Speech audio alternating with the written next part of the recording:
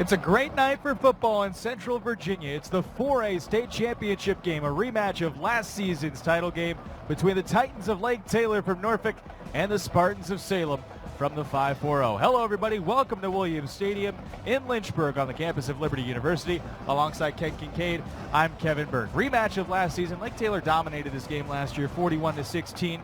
How does this become different this year? Hey, I will guarantee you Salem has preached, taught, and lifted and practiced and conditioned to make it a different story this year. When you think about something for 365 days, it becomes quite special. I think they're just going to be that motivated.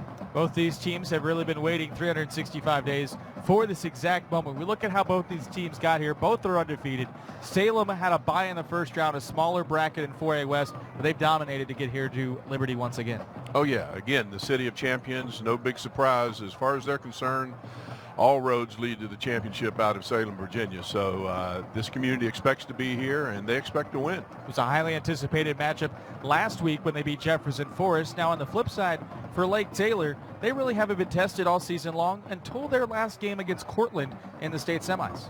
This Lake Taylor team is an outstanding team. Obviously has again, a bevy of great athletes, number of athletes with potential D1, I think, playing exposure and time in the future. So they're not going to be an easy task for Salem, that's for sure. So that's how they got here. How about the players that helped them get here? We look first at Salem, who is going to be the visiting team by being the lower seed in 4A West. Noah Beckley is the quarterback for Salem, and he's a little bit different than what you usually see from a Salem quarterback.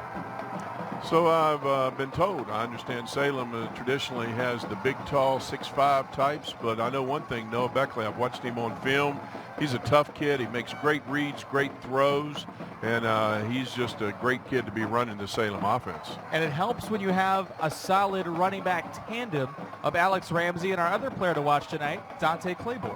Without a doubt. I mean, we're so used to seeing in today's game of football, quarterback, running back. But, you know, now we're seeing a little bit of the old throwback, the traditional, a quarterback that throws the ball with two running backs that can get it done. Salem sort of old school. Lake Taylor has that new school where they're sort of more of a spread attack. We saw that happen in the first game today with Magna Vista winning. But as we look at what the Titans bring to the table, it all starts with their quarterback, Tyreek Huey. Hey, 215-pound sophomore that's listed as a middle linebacker on the defensive side. That tells you something about his mentality right there. And he stepped right in, took the reins over, and has been nothing but spectacular for this Lake Taylor team the entire season long. He has some help out on the perimeter with his wide receivers, but the main guy in a critical situation tonight, Desmond Palmer, could be the guy to watch at running back. How fortunate have we been today? How often in one day do you see three 2,000-yard rushers on the same day? We just saw it in the previous game. Now we're once again blessed with another 2,000-yard plus rusher in this game. He's a great one. It's a rematch of last year's state championship game. Lake Taylor trying to make it back-to-back. It's the 10th time that Salem has been in the state championship game. These two teams know how to get to this stage. Now, once they get to this stage, what are the keys to the matchup for both teams to come out with the state championship? I think always in a state championship game, we've got to be talking about with Salem, they've just got to finish the task. They've been talking about this for 365 days. They've just got to finish the task. And obviously, when you're playing against Lake Taylor, they've got such big play potential. You've got to minimize, if not eliminate, the big plays. How about for Lake Taylor? They're a team that's been winning consistently. Well, they've had a target on their back, obviously, the entire season long, but they haven't let that bother them yet. And they are that talented that it's going to take more than a target to take them down. And as the screen would say and indicate, if it's not broke, don't fix it. Certainly, we just watched Magna Vista repeat as state champions a moment ago. Lake Taylor's got the same thing in mind right now. 29-game winning streak for the Lake Taylor Titans, who will be wearing the all-red uniforms. They're the designated home team despite playing the furthest of the four teams here in Lynchburg today away from their home. Salem definitely has the, quote, home field advantage here at Liberty's Williams Stadium. It is a gorgeous day for December 12th, 70-some-odd degrees today. Just a really nice night. You can't blame the elements for how this one will go, and I think a lot of folks are anticipating a much closer game than the 25-point differential we saw last season between Lake Taylor and Salem. Absolutely. I think a lot of people throughout the state of Virginia think this might be the best game of the 6 state championships games been played. Certainly, as you just pointed out, to me, that 70-degree game just a minute ago was a fine one to watch, but this now has just enough of a crisp air feel about it that I think just entire situation that surrounds this game is absolutely Friday night light perfect. Salem Spartans 13-0. They've played one less game because of the fact that 4A West only takes 12 teams to the postseason, not 16. The Spartans taking the field as they try to rip through the banner and rip through Lake Taylor to get the 7th state title in school history. Meanwhile, for Lake Taylor, they're 14-0 out of 4A East. They have been tested the last couple weeks. The defense has been a bit suspect for the Titans, but they're looking for their 3rd straight title, state title in the last 4 seasons. And as a result, they're a team that's won 29 consecutive games. They haven't lost since 2013. So that says a whole lot about those guys, because there's an awful lot of good football down in Norfolk and in that whole Virginia Beach area. And when you look at some of the teams that they have counted in that number, those are some great programs. It's not just anybody they've been going up against and winning against. So again, if somebody's going to beat Lake Taylor, they're going to have to earn it. We talked about the 2 players to watch. You see number 2, Desmond Palmer for Lake Taylor. It's tough to try and pick 2 guys to watch for the Titans, primarily because we didn't even mention the Gatorade Player of the Year, the guy all the way to the right of the screen, number 8, Wayne Davis. He's a 2-way player, one of just 3 2-way players for Lake Taylor, but he's already committed to go to Ohio State, and he's one of the best players in the entire state of Virginia, and in fact, Gatorade thinks he's the best player here in the state. Which says a whole lot about this team again. The Titans, I mean, they've just got it going on. Look at the guys sitting right there with them.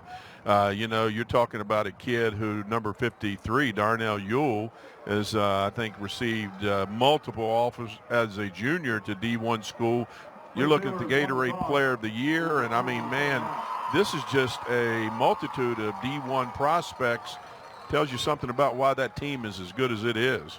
As you can see, Lake Taylor won the toss deferred, so we'll get to see the Spartans offense under 12th-year head coach Stephen Magenbauer. So Beckley's the quarterback, but then you got Claiborne and Ramsey that are the primary running backs. They don't have the 2,000-yard rusher that all the other teams have had today, but you combine Claiborne and Ramsey, and they're 2,500 yards. And you got to love it if you are the Salem Spartans, because it's a lot harder to key on 2 backs than it is 1 back. And obviously, those are 2 outstanding backs. And I think with their passing attack, Lake Taylor will have their hands full today. Here's the Titan defense under head coach Hank Sawyer in his 16th season. They've got some players to watch. We mentioned Wayne Davis, the defensive back for the Titans, who take the field here in Lynchburg. But they are one of the tougher defenses to score against. They were dominant in the regular season. They have been broken down just a bit in the playoffs. So perhaps in a matchup of 2 heavyweights, 2 top 10 teams in the state of any classification, got to find just a little crack to see who has the slight advantage. Well, certainly Salem, knowing they're coming off that 41-16 loss last year, has to be looking for something to be different this year. But the one thing that's not different, this is still a big, strong team up front. It's still a very fast, athletic team on the perimeter. So Salem is certainly going to have to play a whole lot better and a whole lot different of a game than they did against that Lake Taylor team of last year. And Salem was a team that had a lot of seniors last season. They had to rebuild a lot. A very young sophomore class. So despite the fact that when you go to Salem High School, you know you're playing for a state title or supposed to every single season, a lot of these guys haven't been here before to the whole ambiance where there's 8,000 to 10,000 people, as Salem basically brought the entire town of Salem, it seems like. Yeah, that's very true. I mean, you're right. You grow up a Salem Spartan want to be, because everybody that grows up in Salem wants to be a Salem Spartan. And you're right, you expect to be here. You know that it's actually going to be something that you're going to be on that stage one day. But it's a little bit different to be on that stage as a 10th grader for the first time than having been there 3 times as a senior. Salem has won 6 state titles here at the 4A classification, but weirdly enough, they haven't won one in 10 years. It's been a while for the City of Champions to put another year on the ledger. Salem will come out in those very standard, very official, very throwback-looking Salem uniforms, white, maroon, and silver. Lake Taylor a little bit more flash. You see some of the guys wearing the neon. They've got the red, white, and black for Lake Taylor. They'll kick off first, and kicking has been an issue for Lake Taylor this season. They haven't attempted a field goal. They've been sketchy on extra points, so kickoffs could be something to watch as we move on, expecting a good amount of points from both of these powerful offenses so far this season. Without a doubt, one thing I think that would favor, again, that Salem group is a game that is, I don't think we're going to see a low-scoring game, but it is at least lower or reasonable in scoring. I believe that favors Salem because, again, that's when kicking game starts to really matter.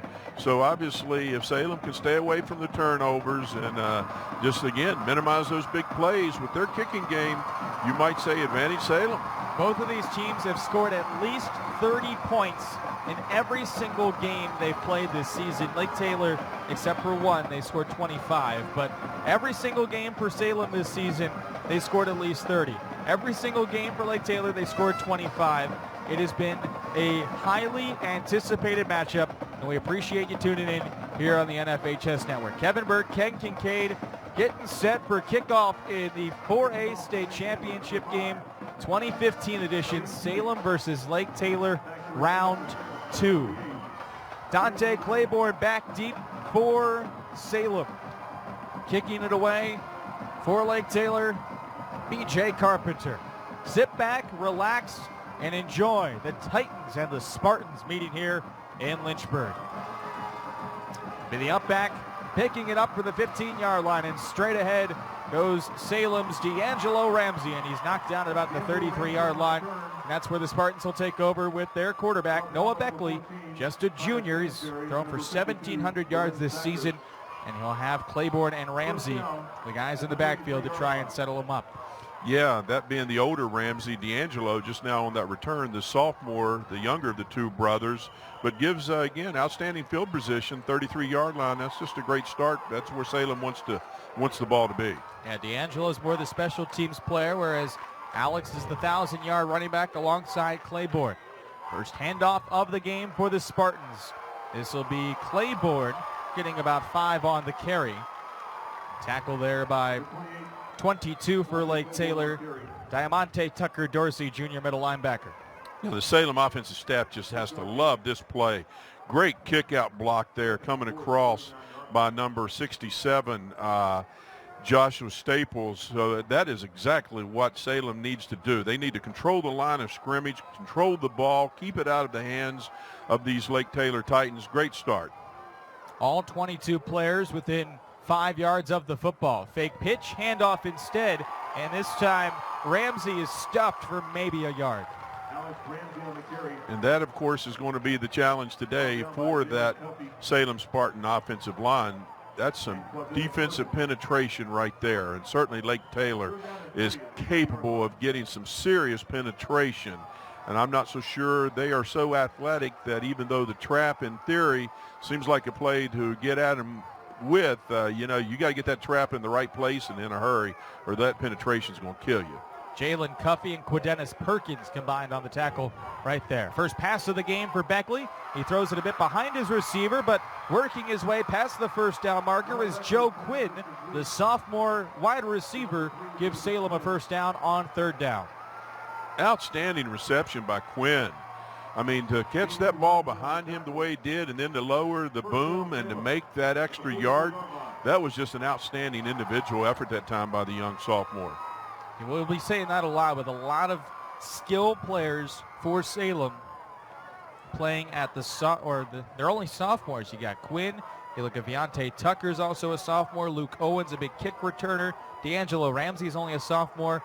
So this is just another powerful Salem team from down here in the mountains of Southwest Virginia. Handoff for Claiborne, gets a bit of the edge. Looked like he wouldn't get any yardage and instead is tripped up as he nears midfield by Lake Taylor's Prajante Wilkins.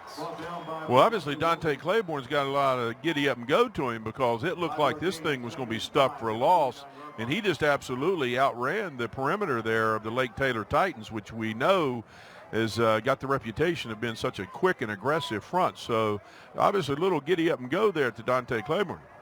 5-yard gain on first down, 2nd and 5, first possession of the game. Salem and Lake Taylor in the 4A state championship game. Salem It's what you're going to see. Powerful running backs and sometimes a quick hitter or two from Beckley. A little bit of miscommunication. He overfires his man on the outside. Yeah, unfortunately, it looked like Beckley and Quinn were on different pages that time. Beckley thinking that Quinn was going to go ahead since he was being bumped so tight and run the fade. Quinn instead tried to make the quick move at the line of scrimmage and haul in one for a first down. So advantage, obviously, Lake Taylor. So 3rd and 5 for Salem. Team that really wasn't tested much of the season. There was a big matchup with Jefferson Forest here in Lynchburg last week, and they just rolled through JF 42-21. It's the most points they had given up since September. Beckley on the rollout. Pass is tipped. There's a flag, and it was knocked down. We'll see what the call is. The flag came in from the back judge.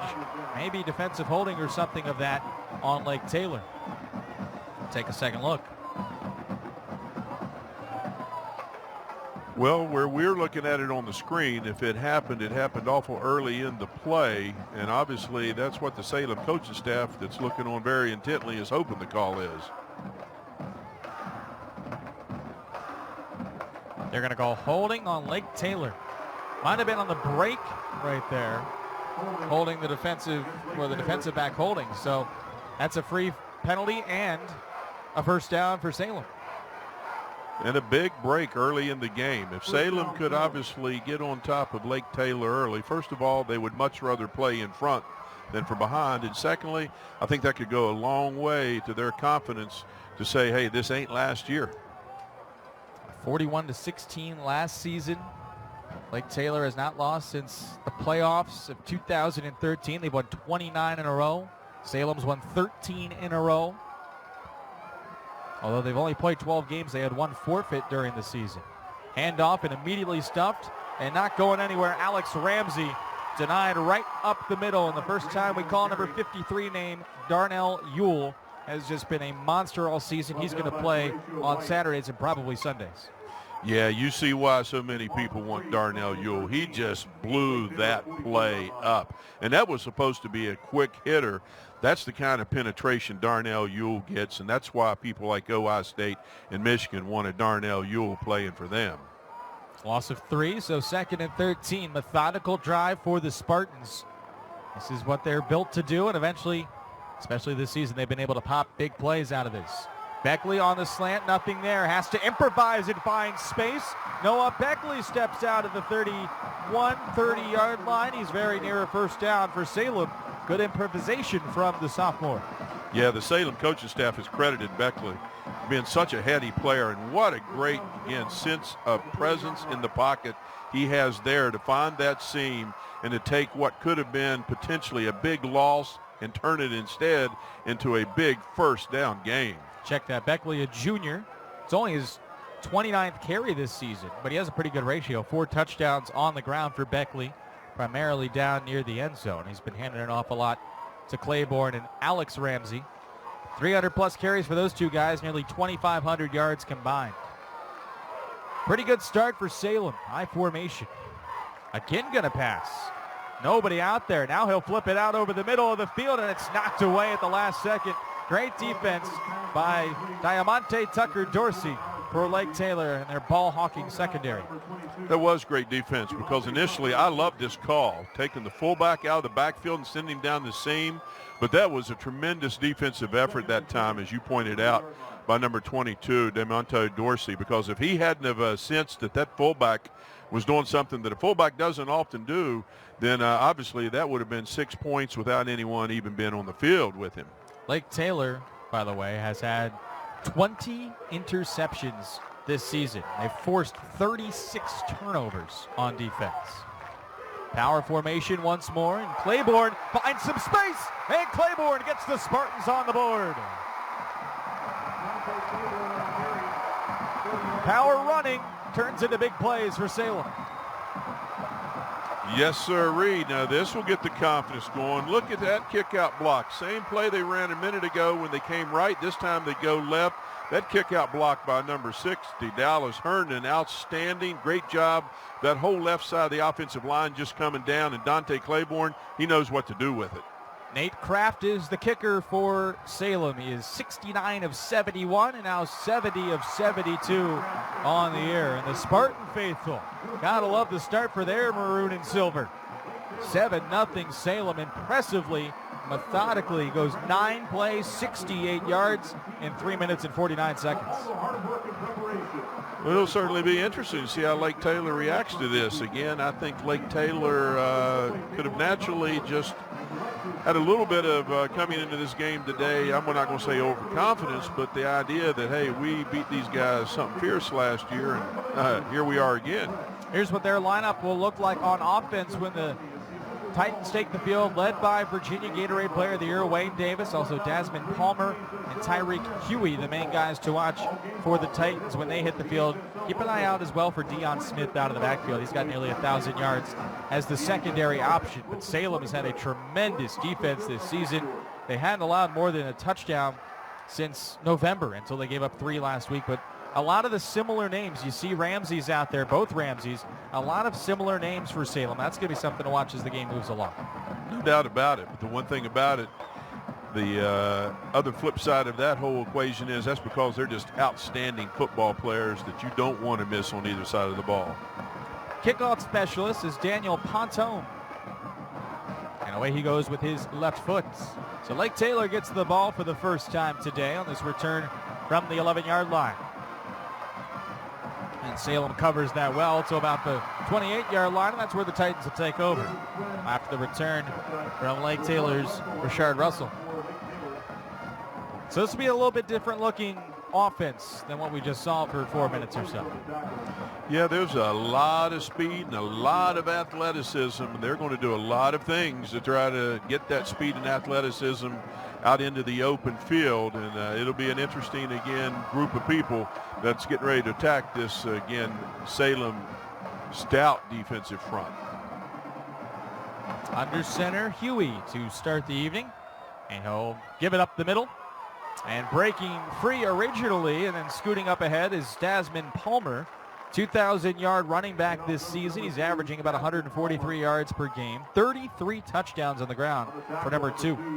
And as you watch this run, you see why that young man has almost, again, the yardage that he has throughout the year, looking at over 2,000 yards, almost 2,100 yards. He can run the ball. I mean, he made that pretty much on his own. He just found the seam, cut back, and just took people with him. Big offensive line for Lake Taylor. Unbalanced to the right. And this time Huey hands it off to number 21, Deion Smith. The speedster out of the backfield has some space down the far sideline before finally being wrapped up at about the 25. Change of pace with Deion Smith. We see it already. Number 21's just 5'4" and a sophomore. Well, this is just some football that you don't see much anymore. They just split veer, basically option offense, and man, they certainly got the people to run it. And you see this time they go to number 21, opposite of number 2, Desmond Palmer, and hey, same result. The split backs once more for the Titans, quickly inside the 30 of Salem. 5 minutes gone. Titans trailing 7-0. Hand off to Palmer, and he drags defenders down inside the 20. Finally taking him down 38. D'Angelo Ramsey. Well, I think Lake Taylor came into this game with a great game plan, because right now they're just winning the trench right off the snap count. They are establishing the line of scrimmage and just diving all that quickness right in behind, winning the line of scrimmage, and they're at 6 yards before you even blink. On Lake Taylor on the offensive side. Remember, in that first drive, they had a really big penalty on 3rd down that extended the Salem drive, and the Spartans ended up scoring. So the false start will make it 2nd and 8 for the 24 for Lake Taylor out of Norfolk. Well, I'm sure no complaints from Salem, because, again, they know what they're up against. They absolutely are positive that they're playing a great group of athletes. But, hey, if those athletes want to give them more opportunities with those penalties, then they're willing to take them. Quick screen to Davis, the Gatorade Player of the Year in the state of Virginia, trying to go the opposite way. That was a mistake, and Davis is wrapped up back at the 34 by number 36, Alex Ramsey. Trying to make the big play, instead he loses a ton of yards. Yeah, obviously Alex Ramsey wasn't thinking too much about I can't stop the Gatorade Player of the Year at that moment, because obviously he just full speed ahead barreled down on, again, what is obviously a great athlete in number 8, Wayne Davis, and just turned that into a big loss. -9 on the play. 3rd and 17 from the 33. The Salem folks standing across the way. That's Davis in motion. They fake short, come back near side, and a big hit. Number 1, Kevon Bruton got lit up. 21, Luke Owen with the big smash. 4th down.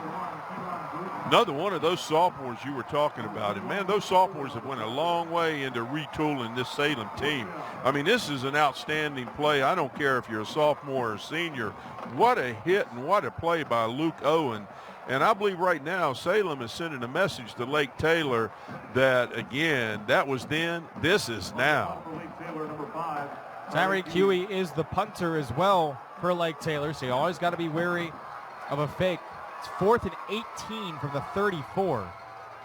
And Huey will skyrocket it straight into the end zone, so it'll be a net punt of only 14 yards. For Salem, they gave up the big play on the second offensive play, but they really battened down the hatches and get some big negative plays to force a punt. Yes, they did. And here they're getting the ball back with the 7-0 lead. And if they can play in front, obviously you play in front for 4 quarters, sooner or later the final whistle and final gun is going to be basically blown and tweeted. So right now, if this team can just keep the momentum going the way they got it going, I think they are just making a real statement to the Lake Taylor Titans that they're here to stay. So first drive went 68 yards for Salem, aided by a holding penalty. And now the Spartans back at it from their own 20.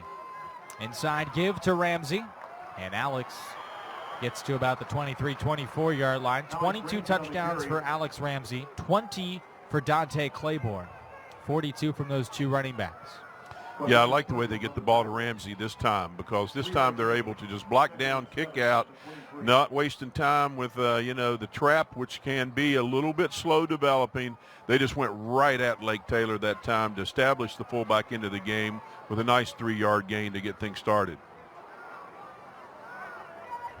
The Ramsey brothers leading this Salem team to the state title game. Both these teams undefeated as we finish out the first quarter here. Beckley's looking to pass, again trying to improv, and this time Lake Taylor sniffs it out, holds down the backside pursuit. Ewell in there, as well as number 31, Rayshawn Griffin, outside linebacker, with the hit. And you see, this is what the danger of going against this many outstanding athletes is. You run a play like a screen, and if they're on it and they snuff it out with all that athleticism, man, they just covered up everybody.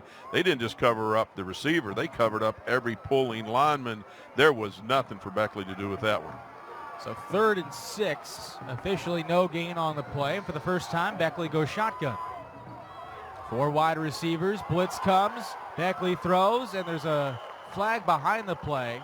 As the pass goes incomplete, it'll probably end up being a hold on Salem. It was thrown by our head referee today. Once again, I like the call by Salem, though. They know that this Titan team brings a lot of pressure off the edge. So all they did from the very beginning that time was committed to the rollout.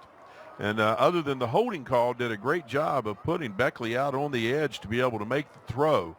And the thing is, you're throwing against some of the probably better defensive backs you're going to find in high school football anywhere. So obviously it's going to be a challenge for Salem to be able to throw the ball as the day goes on against the quickness and athleticism of these defensive backs from Lake Taylor. So 3rd and 6 was the previous play, and it was declined by the Titans. So both these teams use their quarterback as their punter. Noah Beckley's been averaging 36 yards per punt this season, but just keep an eye on that as we move along here tonight. You never know what can happen. Returner all the way back to the 35-yard line as Beckley gets away. A high spinner takes a bad bounce for Salem, and Lake Taylor's going to start in their own territory. That ball checked up. If Beckley was playing golf, it would have been a great shot. Instead, it gives Lake Taylor good field position. First down, Lake Taylor. The last possession, Kevin, was certainly interesting as Lake Taylor showed their quickness to the line of scrimmage from the backfield and their ability to get off the ball with that offensive line. Be interesting to see what, if any, adjustments Salem makes defensively this drive. Primary thing is Salem got stops when they needed to, but Lake Taylor way behind the chains. Inside give. Nope, a pitch, and there another big hit. Stuck behind the line was Palmer. Coming up to make the hit, Pontone for Salem. Well, great adjustment there if we're going to adjustment number one, because they got all over the dive, and as you pointed out, Pontone was just waiting and begging and praying that that ball would be pitched and was all over it. These kids from Salem, when they come up from the corner, they bring a ton. Proud of Salem Marching Band making their way only about an hour or so from Salem. Lake Taylor, a longer drive from Norfolk. The whole city of Salem, it seems like, is on the far sideline. Pass to Davis near side. It's caught. Davis, a nice stiff arm to get a couple extra yards. He's still a couple yards shy of the first down. It'll be 3rd and 2. Real nice throw by the sophomore Tyrick Huey. He obviously throws a nice ball. Put it right on the spot for Davis. Now, Davis, I know his first 6 picks on defense this year, took 5 back to the house, so obviously he is big play potential. 7 touchdown catches on the year. You don't get to be bestowed the Gatorade Player of the Year award unless you're able to make those kind of plays. Urban Meyer would not be calling unless you're making those types of plays and have that potential. 3rd and 2 for Lake Taylor.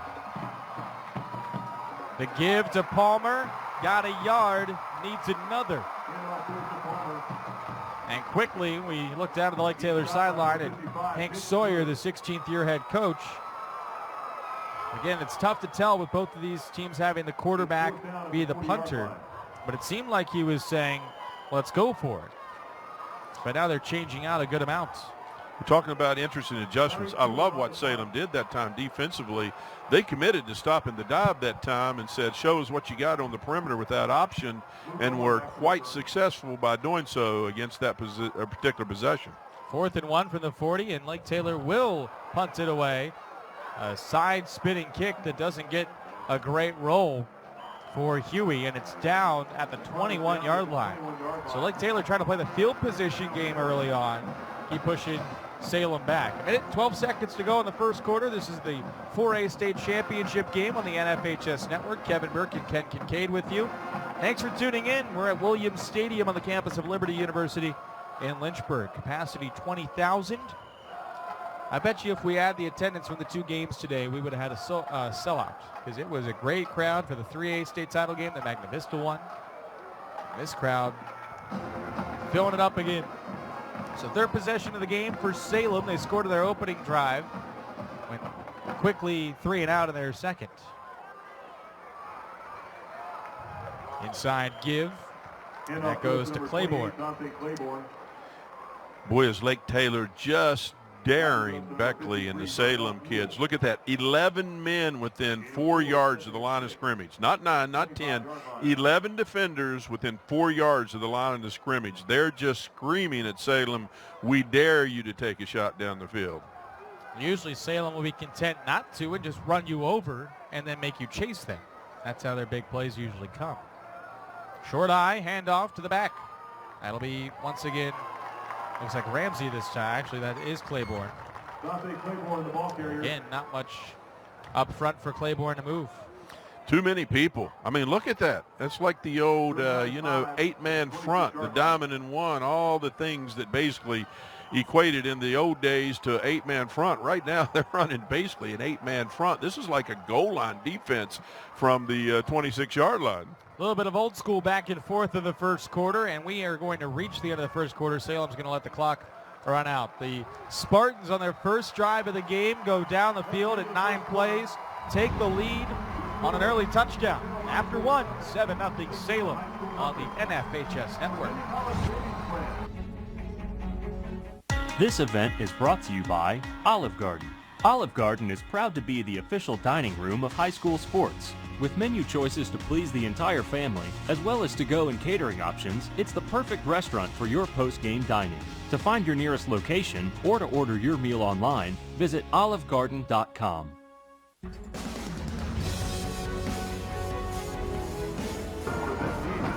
7-0. Salem has the lead as we get started in quarter number 2 from Lynchburg. Kevin Burke and Ken Kincaid with you.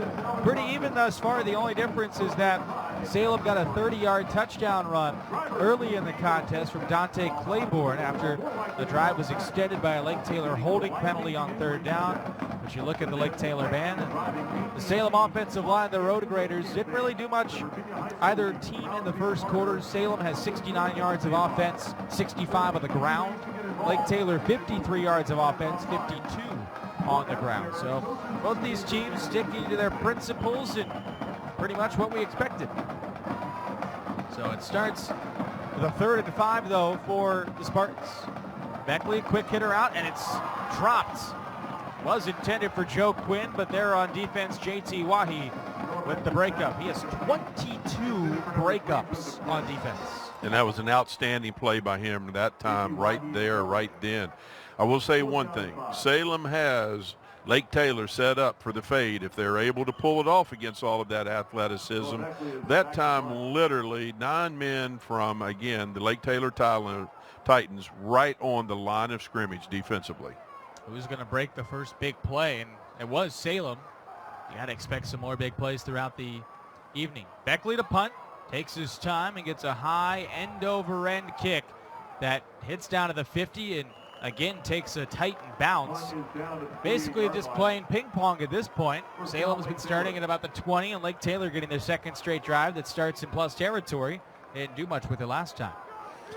I just got to believe that you're playing with fire when you keep handing Lake Taylor the ball in your territory. I mean, sooner or later, that match is going to strike. And, I mean, there's going to be a flame on the field of the Liberty Flames. So Salem certainly has gave a great defensive effort and performance thus far. But, boy, they're going to be, once again, called upon and tested in their territory. 3rd drive of the game for Lake Taylor. 3 and out in their last drive. Huey looking to go deep, sending a high floater down the near sideline, and it is intercepted. Spartans come down with it. Pontone with the pick back of the 16. Threw it into double coverage, and Huey tosses just his 6th interception of the season. Well, that'll take care of the other team having the ball in your side of the field. Immediately, Lake Taylor tries to take advantage of it, but, hey, Salem was having no part of that. They had the wide receiver corralled that time, and just an outstanding play by number 41, Pontone, to not allow that great receiver, Richard Russell from Lake Taylor, to take the ball away from him. And if you looked at the top of the screen on that play, they had double coverage both sides. So Salem had everybody in, and then they broke out and had it covered. So Salem, again, with the ball. And they quickly pitch it out to Claiborne. And Claiborne is dragged down from behind. A really nice play by Lake Taylor's Tucker Dorsey. He's been all over the place. And we were expected to call his name a lot today. 2nd on the team in tackles, number 22 in red. Yeah, had Ramsey, the fullback, been able to get on him, that could have been an interesting play. I like the call because, again, there's so many people crowding the line of scrimmage. If they can just find a way to squirt past the line of scrimmage, it could be 80 yards in pay dirt. But that's going to be a challenge because that is a lot of speed chasing you down. After our first turnover of the game, still looking for our first down since each team's opening drive. Quick slant caught. There's a first down. Beautifully thrown play from Beckley down to number 5. And that will be a throw to Nick Wade, another sophomore for Salem. Love the call because, again, there's your answer to 11 men basically crowding the line of scrimmage. The quick slant. And if that one man doesn't make the hit, that time that one man, of course, being number 4, Jenkinson Wahi, then I'm telling you right now, you're off to the races. So you don't have to throw the fade. Nothing better than a quick slant when 11 men are insistent on playing the defensive line of scrimmage. And Lake Taylor really putting their defensive backs on an island. But everybody crammed in once more. Up back gets the carry and nothing doing for Alex Ramsey. Actually, we'll lose a yard. Well, Alex Ramsey right now has the most difficult task of all because when you've got 11 men crowding the line of scrimmage and it's a straight handoff to the fullback, there's not much in front of you, and it happens so fast, it just doesn't give the fullback much of a chance. But Lake Taylor, they're sticking to their guns. I mean, they're just continuing to crowd the line of scrimmage and don't show any signs of backing off. Neither of these teams been able to really crack anything, and if it wasn't for a penalty that extended Salem's first drive, we probably wouldn't have a score right now. High formation, give it to the deep back. This time it'll be Claiborne, and Claiborne is dragged down once again behind the line of scrimmage as Keevon Bruton comes up from his defensive back position to make the tackle. I like what they're doing here. Great down block that time by number 79, Thomas Bassford. Good kick out block by Dallas Herndon. But again, just too many people on the line of scrimmage. So 3rd and 12 after back-to-back 1-yard losses for the Spartans. Defense is reigning supreme for corralling these two offenses that have scored at least 25 points in each and every game this season. Beckley's going to throw. Fakes the slant. Now he's in trouble, and Beckley can't get away from the Titan defense. 31 makes the tackle. That's Griffin, who comes up with his 14th sack of the season, and the Spartans will punt. You know, not so many years ago, there was a team up in Northern Virginia, the T.C. Williams Titans, who did this very thing. They used to be famous when they were winning state championships in the early 1980s for crowding the line of scrimmage with 11 men. And again, Lake Taylor is showing no sign of backing off of that 11-man front. And they are really presenting a challenge for Salem. Spartans don't take advantage of the interception, and Beckley's best punt of the day checks up inside the 40-yard line, but by far the best punt from Beckley. And all Lake Taylor loses about 15 yards of field position off of the interception. So this Lake Taylor offense has not done much. They've gotten one big play. Deion Smith had a long run of 38 yards. Aside from that, Lake Taylor's only had 15 yards on a couple other plays. 8 plays, 15 yards aside from that big hitter. So how do they sort of open it up here? What are you looking for? Perhaps they've tried to go deep. It didn't work. They had it covered. I think they're going to start going a little bit of counter action themselves, a little counter boot action. We'll see what happens with Huey under center. He gives it to the first man through, and that is Smith. And the pile driven backward by the Spartans. It's actually Palmer on the dive. Yeah, right now Salem is having no part of that quick dive. But I'm going to say one thing, call me old school, but it's just like baseball, you know, in that era of everybody wanting home runs and 13-11 games. I still love a well-played 1-0 defensive game. Yeah. And to me, what we're seeing right now is football. The blocking, the tackling is absolutely A+, top of the chart hitting going on. Some great football being played. Little throwback here for two teams playing for the second straight season. Lake Taylor won last year 41-16. Handoff for Palmer, nowhere to go. 55, Nick Hood, senior nose guard, makes the tackle. He's been one of the better tacklers this season for Salem up front. He'll be 3rd and about 7. Well, in their own way, Salem's doing the same thing. You look, they're crowding the line of scrimmage with 8 people, which is the bottom line. They've got their secondary, but they're just cutting that dive before it gets started by basically sending 8 people towards the line of scrimmage each and every play. And they are challenging and daring Lake Taylor to try to get out on the perimeter with their option game. 3rd and 7 nearing the halfway point of the second quarter. Salem scored 3 minutes into the game. It's been a defensive battle ever since. Shotgun for the first time for Lake Taylor. And before the play, fall or delay of game on Lake Taylor. They didn't get it off in time. But right now, Kevin, I think Lake Taylor looks a little bit just out of sort. I mean, they don't look like the team that obviously is coming back to repeat after a 41-16 polishing of the very team that they played last year. They're playing again this year. And I imagine if they don't get something going here in the next 6 minutes, they're going to get an earful at halftime because they just seem to be out of sort. Salem made a statement real early with some big hits, a big play. And they got the crowd on 3rd and 12.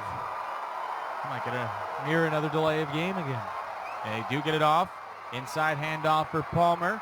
Gets back to about the 40, but driven back by, count them, 1, 2, 3, 4, 5, 6, 7, 8. The whole defense is there for Salem. All 11 guys coming in on the tackle, much to the delight of the student section. Yeah, D'Angelo and Ramsey's having no part of this. The Ramsey brothers actually closed in on that together, and then the Ramsey brothers and then some obviously ended up finishing that off. But outstanding play that time by number 38, the sophomore linebacker D'Angelo Ramsey, just corralling, again, the outstanding running back from Lake Taylor before he could even get started. I believe that's the definition of team tackling on that play.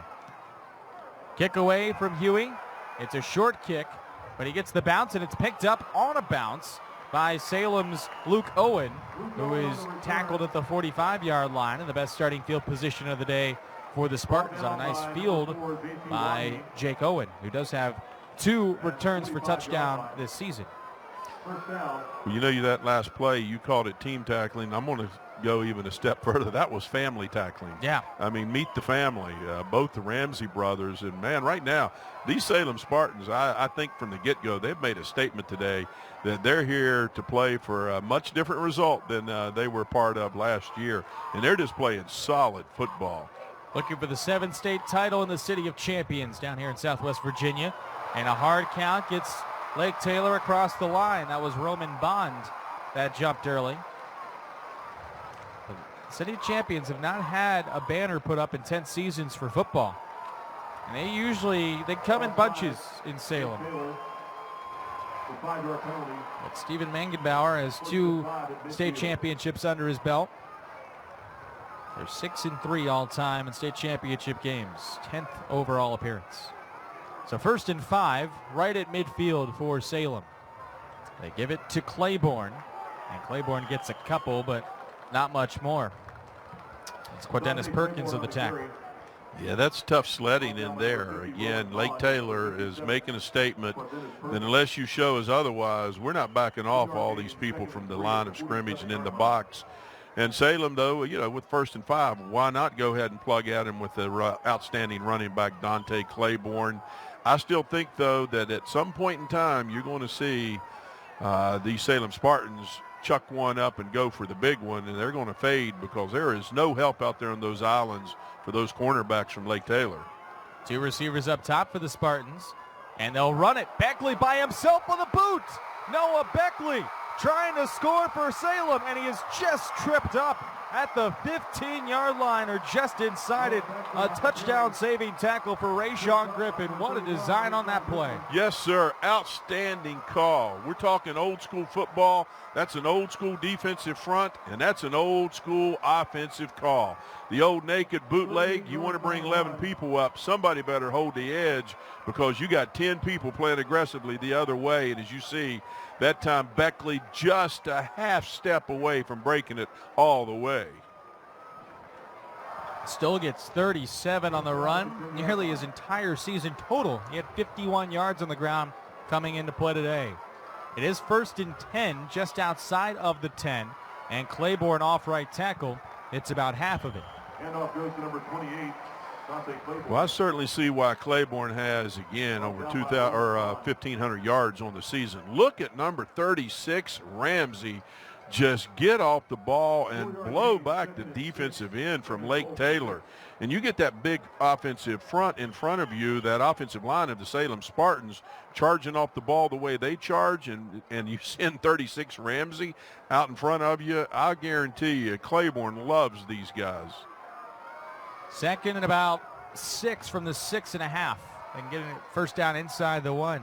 Claiborne cuts it outside, dives back in, lost his footing, and gets down to about the 2.5-yard line to set up 3rd and short. Well, I, for one, am enjoying this. The I formation, it wasn't but 20 years ago that everyone was running it, and it has almost disappeared from high school football. But the Salem Spartans are reminding a lot of people of why that I formation was so successful for so long in so many places, and they're just running it to perfection right now. Trying to go up 2 scores on the defending state champs.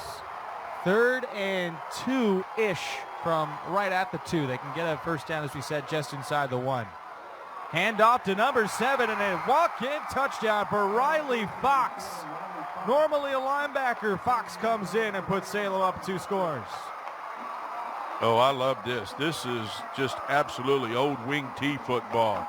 I mean, basically just what basically the play's called the down, where you simply dive the fullback right at that, again, C gap. Basically no answer that time for Lake Taylor because everybody spread out on the line of scrimmage. Extra point by Nate Kraft. It's good, and Salem on top 14-0. They're loving it. The Spartan faithful enjoying a 14-0 lead on the NFHS network.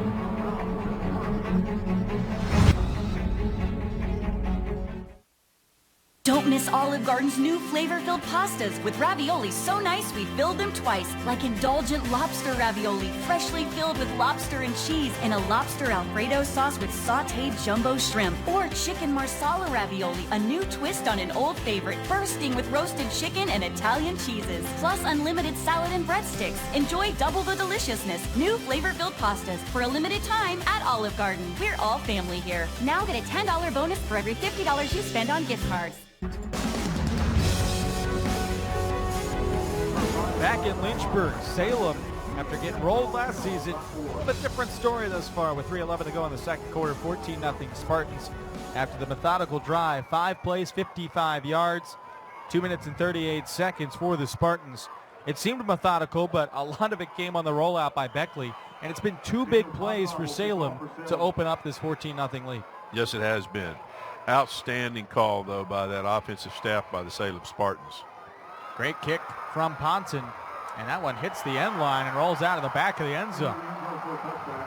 So 80 yards in front of Lake Taylor, who has had one big play, didn't take advantage of it, and have started in plus territory a couple times. In reality, they just haven't taken advantage of the opportunities, but they've been stonewalled by this Salem front. You know, this Salem Spartan team, I mean, they're like someone that's almost starving who hadn't had a bite of meat for 365 days, and all of a sudden that meat was thrown out in front of them, and right now they are just bringing a load. We know Lake Taylor is powerful. They've been rolling up big numbers on offense recently. They're a big play team. Huey out to the near side, overthrows Wayne Davis. The body language right now is drastically different between these two teams. Drastically. Right now, Salem is playing with all the spit that you could hope to muster. Lake Taylor seems to be questioning themselves and talking to each other and asking each other questions. I love what they've done, though, on that front with the Salem Spartans. They basically just they're not going to put anyone over the center. And they're just taking away that veer dive and letting the linebackers concern themselves with the A gap. There's Palmer, and he gets one of his best runs of the day. Palmer has had a long of 9, but 8 carries now for about 27 yards. Is now on that gain of 6. And credit to Lake Taylor staff, because that's what they basically did that time, was try to take advantage of that defensive front. Nice job hitting a quick opener, you know, a little bit of a almost power with the one back lead in the back, but nice call, and certainly one of the more positive plays they've had in the last few drives. 3rd and 4 with 2.5 minutes to go. Each team has all 3 timeouts remaining. Shotgun formation for Tyreek Huey. Looking over the middle, has his man, and it's immediately hit, but a big first down for Lake Taylor as JT Wahi comes in to make the catch. Just the 2nd first down of the day for Lake Taylor. Yeah, nice throw and catch here, because he knows that he's going to get hit, and get hit he does. But nice throw and a great job of going up and getting the ball. Was thrown just a little bit high, realizing, I think, that Lake Taylor, they can't wait any longer. They need to get it going right now, and certainly great play to keep this drive alive. Lake Taylor, remember, does get the ball to start the second half. So you score here, you never know what could happen. Huey throws, and it's hauled in by Kevon Bruton. And back-to-back first downs for Lake Taylor as they cross the 45. That's after they only had 1 first down in the opening 20 minutes or so. Yeah, I like this short passing game by Lake Taylor. You see that right now Salem is sort of backing off, you know, almost with the 2-minute concept. Not prevent defense, but it's got a little bit more of a loose look to it. And right now, Lake Taylor's taking advantage of throwing everything in front of them. Huey on the rollout, backside pursuit coming, and it gets to him. 38, D'Angelo Ramsey. The sophomore, the youthful Ramsey, with his brother Alex in pursuit as well. And that's a loss of about 3 or 4 on the play. And Lake Taylor will take time, it looks like. Actually, Salem will, sorry. I was going to say that has to be one proud dad because, I mean, look at it on the play side. You've got 36 Alex Ramsey turning the play back in and holding the perimeter. And you got brother D'Angelo actually running him down and making the tackle. The Ramsey brothers, they came to play today. I don't know what mom fed them to get them ready for today, but whatever it was, I'll guarantee you it was a well-served breakfast. So Salem takes time here on the defensive side of the ball after the loss of 3. So Salem takes their first time out. Lake Taylor will have their full complement here. 1:34 to go. Stay tuned, folks. We got our halftime show coming up. We'll get you highlights from the first half, a look at the statistics, and get you set for half number 2 of a highly anticipated 4A state title game that has been owned by Salem here in the first half. They have made some big plays offensively and have really held Lake Taylor in check.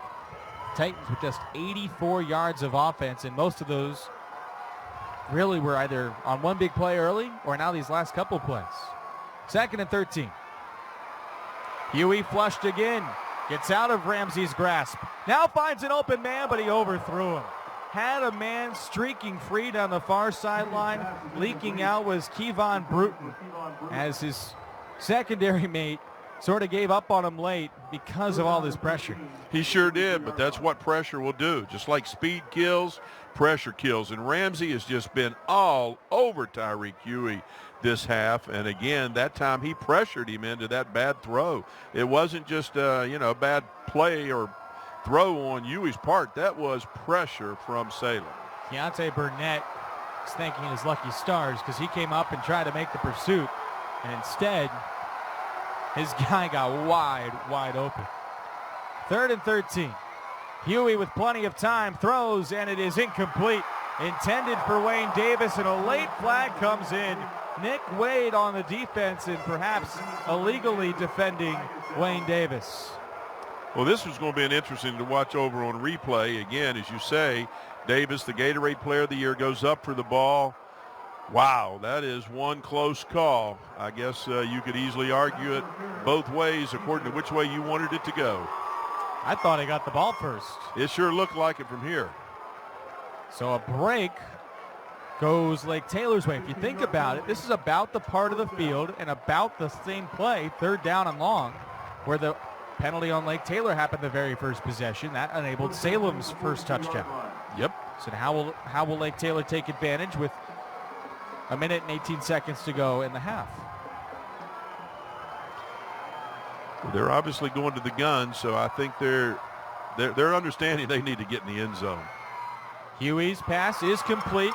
This is Bruton slipping through one tackle, and then a nice job of holding on for dear life by Ponton. Clock continues to dwindle. About a minute to go here in the first half, and Lake Taylor has plenty of timeouts remaining.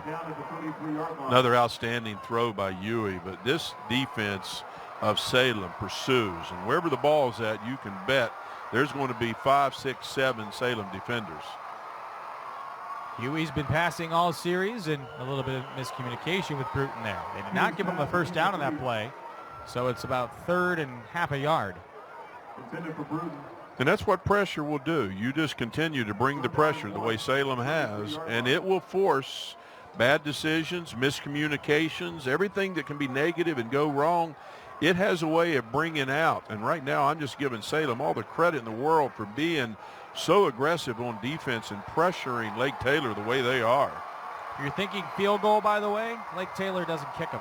They don't have a single field goal attempt all season.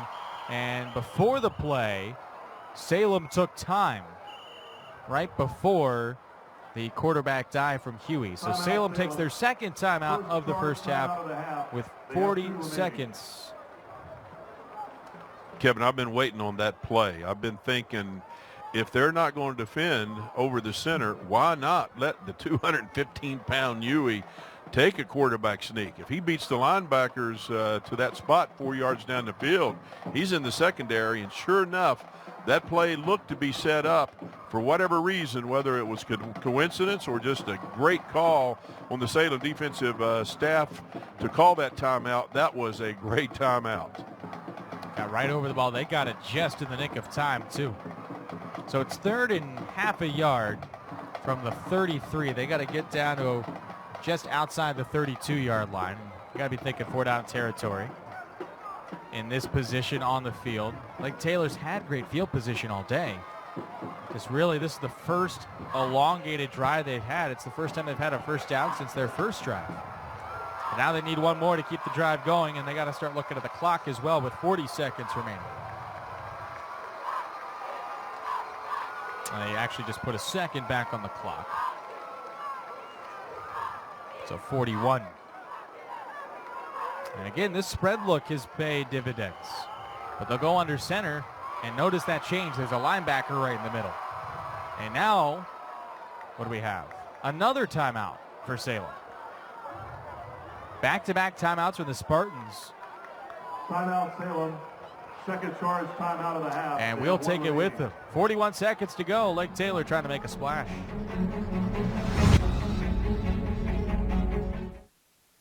Add big flavor to your next get-together with Subway Catering, featuring good-to-go boxed meals with a side and freshly baked cookie, crowd-pleasing giant subs, and piled-high sandwich platters overflowing with flavorific choices. All made the way you say with everything you love, like jalapenos and Chipotle Southwest sauce. Subway Catering is simple and satisfying, a great value for any budget. Just call 877-360-CATER or visit Subway.com and let us take care of any occasion. Subway, cater fresh.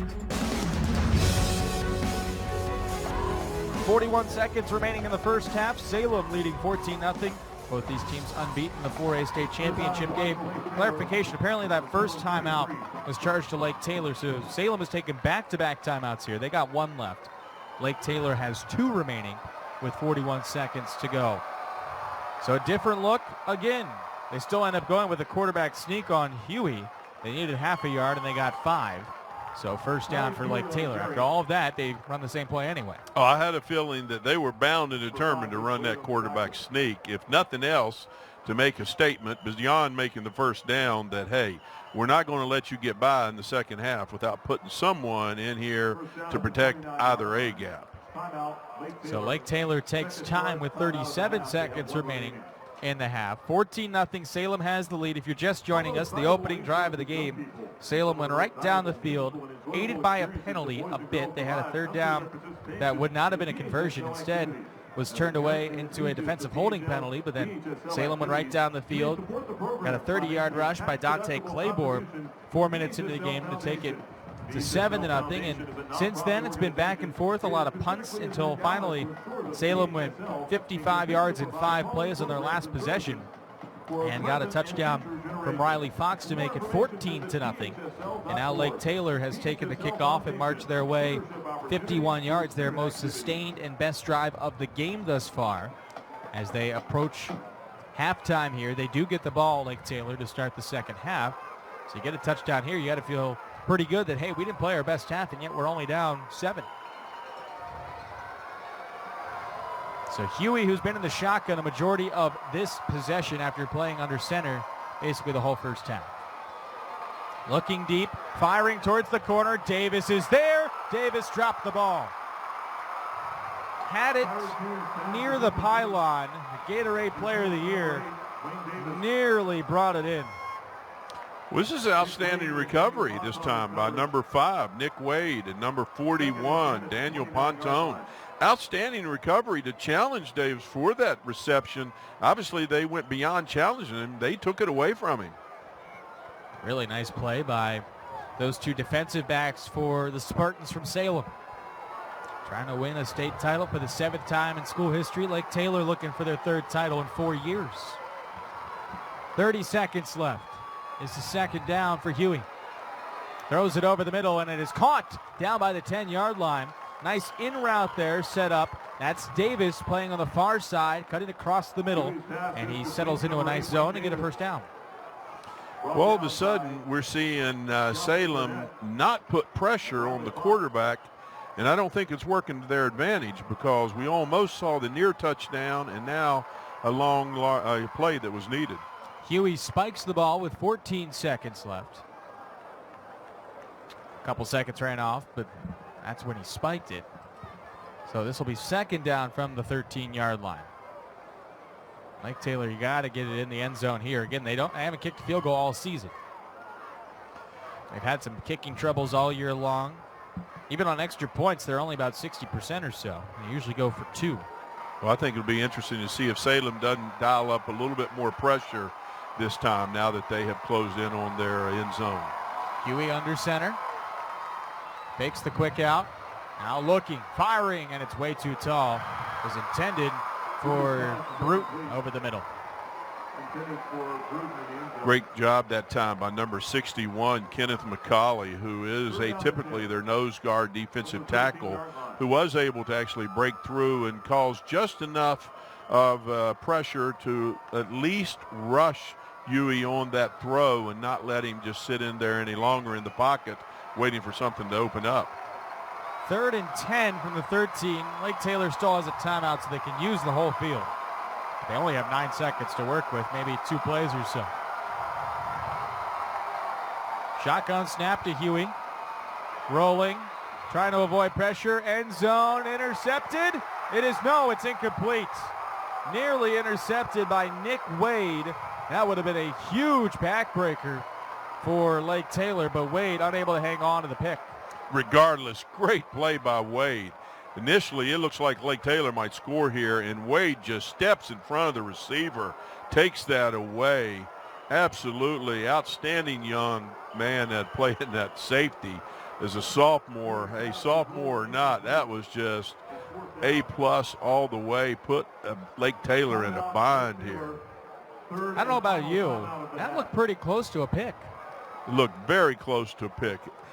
Wade has played a great first half. I mean, he has broke on several balls, and I think right now this Salem secondary, they have the wide receivers from Lake Taylor thinking, and I mean thinking, is somebody going to lay the boom on me like they did those first couple possessions, and they're just surrounding and corralling these Lake Taylor receivers.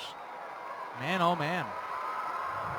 That would be reviewed at the upper levels. We don't have that capability here in the VHSL. So Lake Taylor took time. 2 seconds to go. It's 4th and 10 from the 13. Again, Lake Taylor doesn't have a field goal kicker. So they are going for it in the final play of the first half. Huey spots his man. It's caught at the 10, trying to get towards the pylon. Does he get in?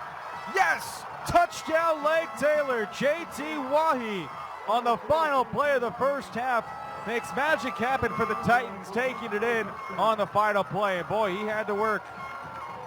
Yes, he did. But this has been my fear for the Salem Spartans all along on this drive, keeping everything in front of them. That athleticism of Lake Taylor sooner or later is going to show itself. And right there, it just showed itself. Everything kept in front of the Salem defenders. But guess what? When you got that kind of speed and athleticism, you can find a way to find the end zone. And that time, number 4, absolutely, Deontay Tucker, who on the season has 13 touchdowns. He wasn't going to be denied. You know why that young man now has 14 touchdowns.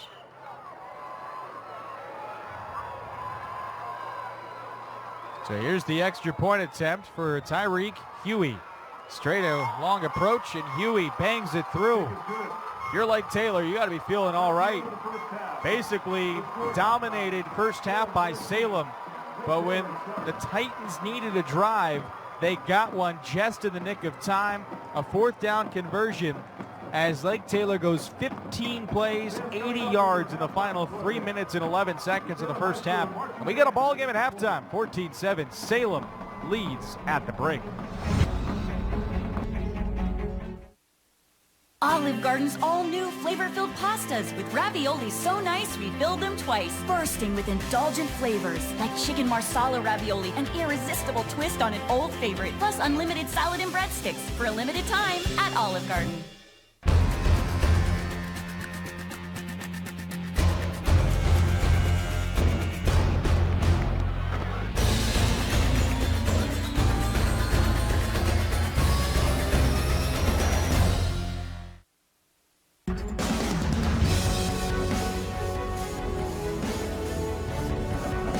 Back in Lynchburg, a big touchdown for Lake Taylor as a result of a couple breaks going their way on the final stretch. They get a touchdown to cut Salem's lead in half at the break. It's 14-7 Spartans on top of the Titans here at the 4A State Championship. Welcome to Williams Stadium in Lynchburg alongside Ken Kincaid. I'm Kevin Burke. A first half that was dominated by Salem, Ken, but Lake Taylor, when they needed it, got some breaks, and they also made some conversions and some plays that took advantage of those breaks. Yes, they did, and they are champions, and they are champions for a reason. And what we are seeing is an outstanding championship game. Championship football all the way. Here's how we got started today. This was really the first possession for Salem where they got a nice run, and then that was after a 39 questionable holding call, but then the big play, as that was the first touchdown scored on the day by Dante Claiborne for Salem. And then this was really the only big play for Lake Taylor. Deion Smith, one of the first plays of the day for the Titans. And until that last drive, they didn't really do too much after that. No, they didn't. This was after Salem basically just reacted and said, hey, we're not letting you run that anymore. And I know one thing, there is no doubt in my mind that after these kids from Salem heard about number 8, Wayne Davis, being named Gatorade Play of the Year, they've had him in their sights the entire game. That was a big hit. I kept seeing big hit after big hit from Salem, really trying to make that statement of this isn't last year. And really things sort of slowed down, a lot of punts back and forth. But then the big play by Beckley to boot it out and nearly get a touchdown. Yeah, again, a great old school call. You don't see that much anymore. But if there's going to be 11 men crowding the ball and you can pull that naked bootleg off, can't get a better call. And then the linebacker, Riley Fox, coming into the game. He gets the score. So you're thinking 14-0. Lake Taylor had to get something. And here's a couple plays to watch, as that was the big conversion to Davis. This was after a pass interference call set up Lake Taylor. And here's the interesting one where maybe not got an interception. And it was ruled incomplete on the field. Nick Way tried to sell it, but then as a result, the fourth down opportunity, and Lake Taylor gets the score. And that's what a champion does. A champion takes advantage of those situations, and right now Lake Taylor, they've put themselves right back into this game, and as you said, they've got to feel pretty good even to be behind 14-7 about where this whole thing headed into halftime. The Titans will get the ball to start the second half, only down by 7. A 15-play, 80-yard march really changes the complexion of both these teams at halftime. What are you thinking in terms of some things that are being said in each locker room? Well, undoubtedly, Salem is feeling pretty good about things, too, because they know in their heart and soul they just played a first half of dominant football, and they're just in there talking about Salem football, continuing to play Salem football, and, hey, this is our turn. That was then, this is now, this is our turn. 14-7, Salem has the lead at the break. We'll take time. When we come back, sights and sounds from the Salem Marching Band will also get you some first half statistics and get you set for the second half. At halftime in Lynchburg, 14-7 Salem on the NFHS Network.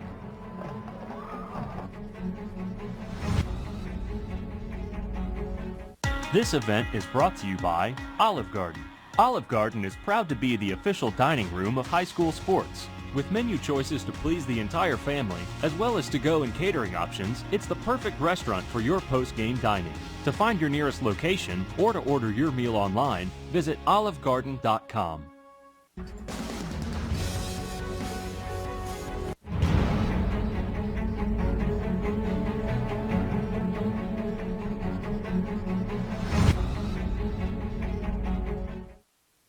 Don't miss Olive Garden's new flavor-filled pastas with ravioli so nice we filled them twice, like indulgent lobster ravioli, freshly filled with lobster and cheese in a lobster Alfredo sauce with sautéed jumbo shrimp, or chicken marsala ravioli, a new twist on an old favorite, bursting with roasted chicken and Italian cheeses, plus unlimited salad and breadsticks. Enjoy double the deliciousness. New flavor-filled pastas for a limited time at Olive Garden. We're all family here. Now get a $10 bonus for every $50 you spend on gift cards.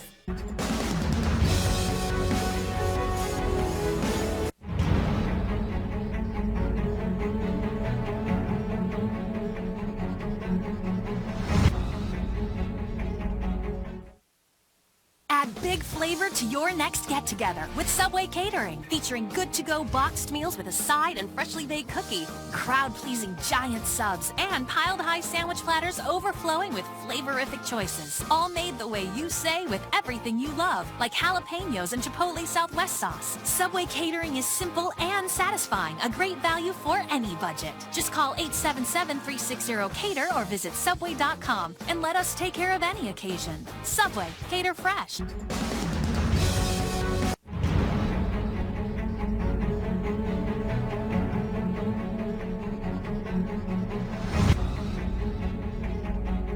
William Shakespeare said that all the world's a stage, and men and women are merely players. But Mr. Shakespeare never met Stephen Curry. Ni hao, the guy who was in the gym every dang day. Patron saint of the underdog, the league's most unguardable player. Bang, he knocks it down. So my apologies to Mr. Shakespeare, because onto the stage of mere players enters the babyface assassin. And he's about to write his own story. Fall back.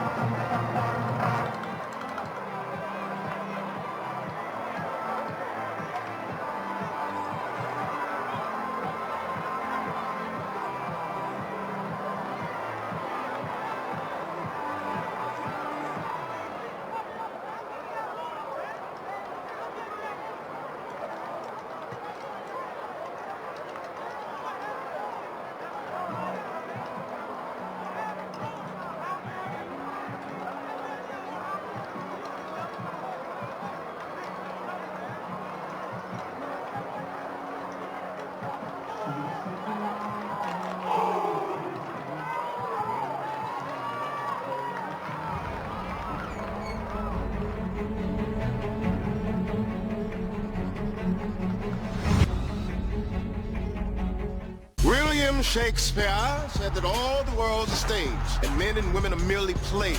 But Mr. Shakespeare never met Stephen Curry.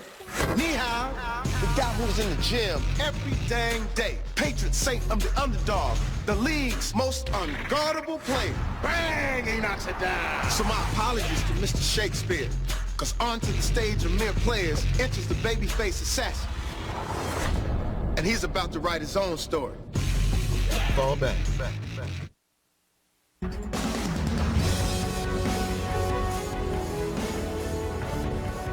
14-7, Salem has the lead over Lake Taylor as we get set to start the second half. Kevin Burke and Ken Kincaid with you. An interesting half that, despite the feeling it was dominated by Salem, one drive by Lake Taylor really evened everything up except for the score. Yes, it did. And, hey, I just want to, as I'm looking at that yardage, say sometimes announcing's kind of like playing cornerback. You get beat, you just got to get back up and get back out in the field. And I apologize to number 4, Jahikison Wahi. That was who scored the touchdown, obviously, on the last play of the half.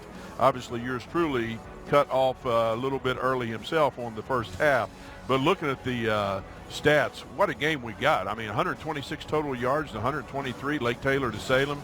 It doesn't get any more even than that, and I think that both of you, or those of you watching at home as well as Kevin and I would both agree, that's how this game is playing out. I mean, right now it's flip a coin. This is anybody's ball game.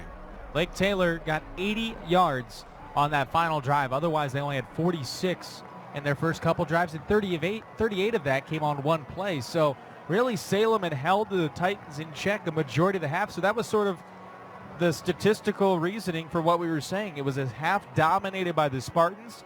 And all of a sudden, Lake Taylor got themselves back into it, and Lake Taylor gets the ball to start here in the second half. Well, I think most people, as this game basically developed even over the past week, thought this game had the potential to be a high-scoring ball just going up and down the field kind of game, and far from it. I mean, 126 yards, 123 yards for the two teams. Obviously, this is just some good old-fashioned hitting and some good old-school football. Both teams taking a lot of chances defensively, playing really aggressively defensively, and making it hard on one another's offenses. 24 minutes to figure out who's winning the 4A state championship. Lake Taylor won it last season 41-16. They've won 2 of the last 3. Salem has not won a state title in 10 seasons, but one of the more prolific and more highly touted programs in the entire state of Virginia. Lake Taylor's in the red uniforms with the white and the black trim. They'll go right to left. Salem in the white with maroon and silver as they get set to get started here in half number 2. Literally as perfectly scripted a final drive for Lake Taylor in terms of time. They scored with no time on the clock, and now they get the team to kick back to them.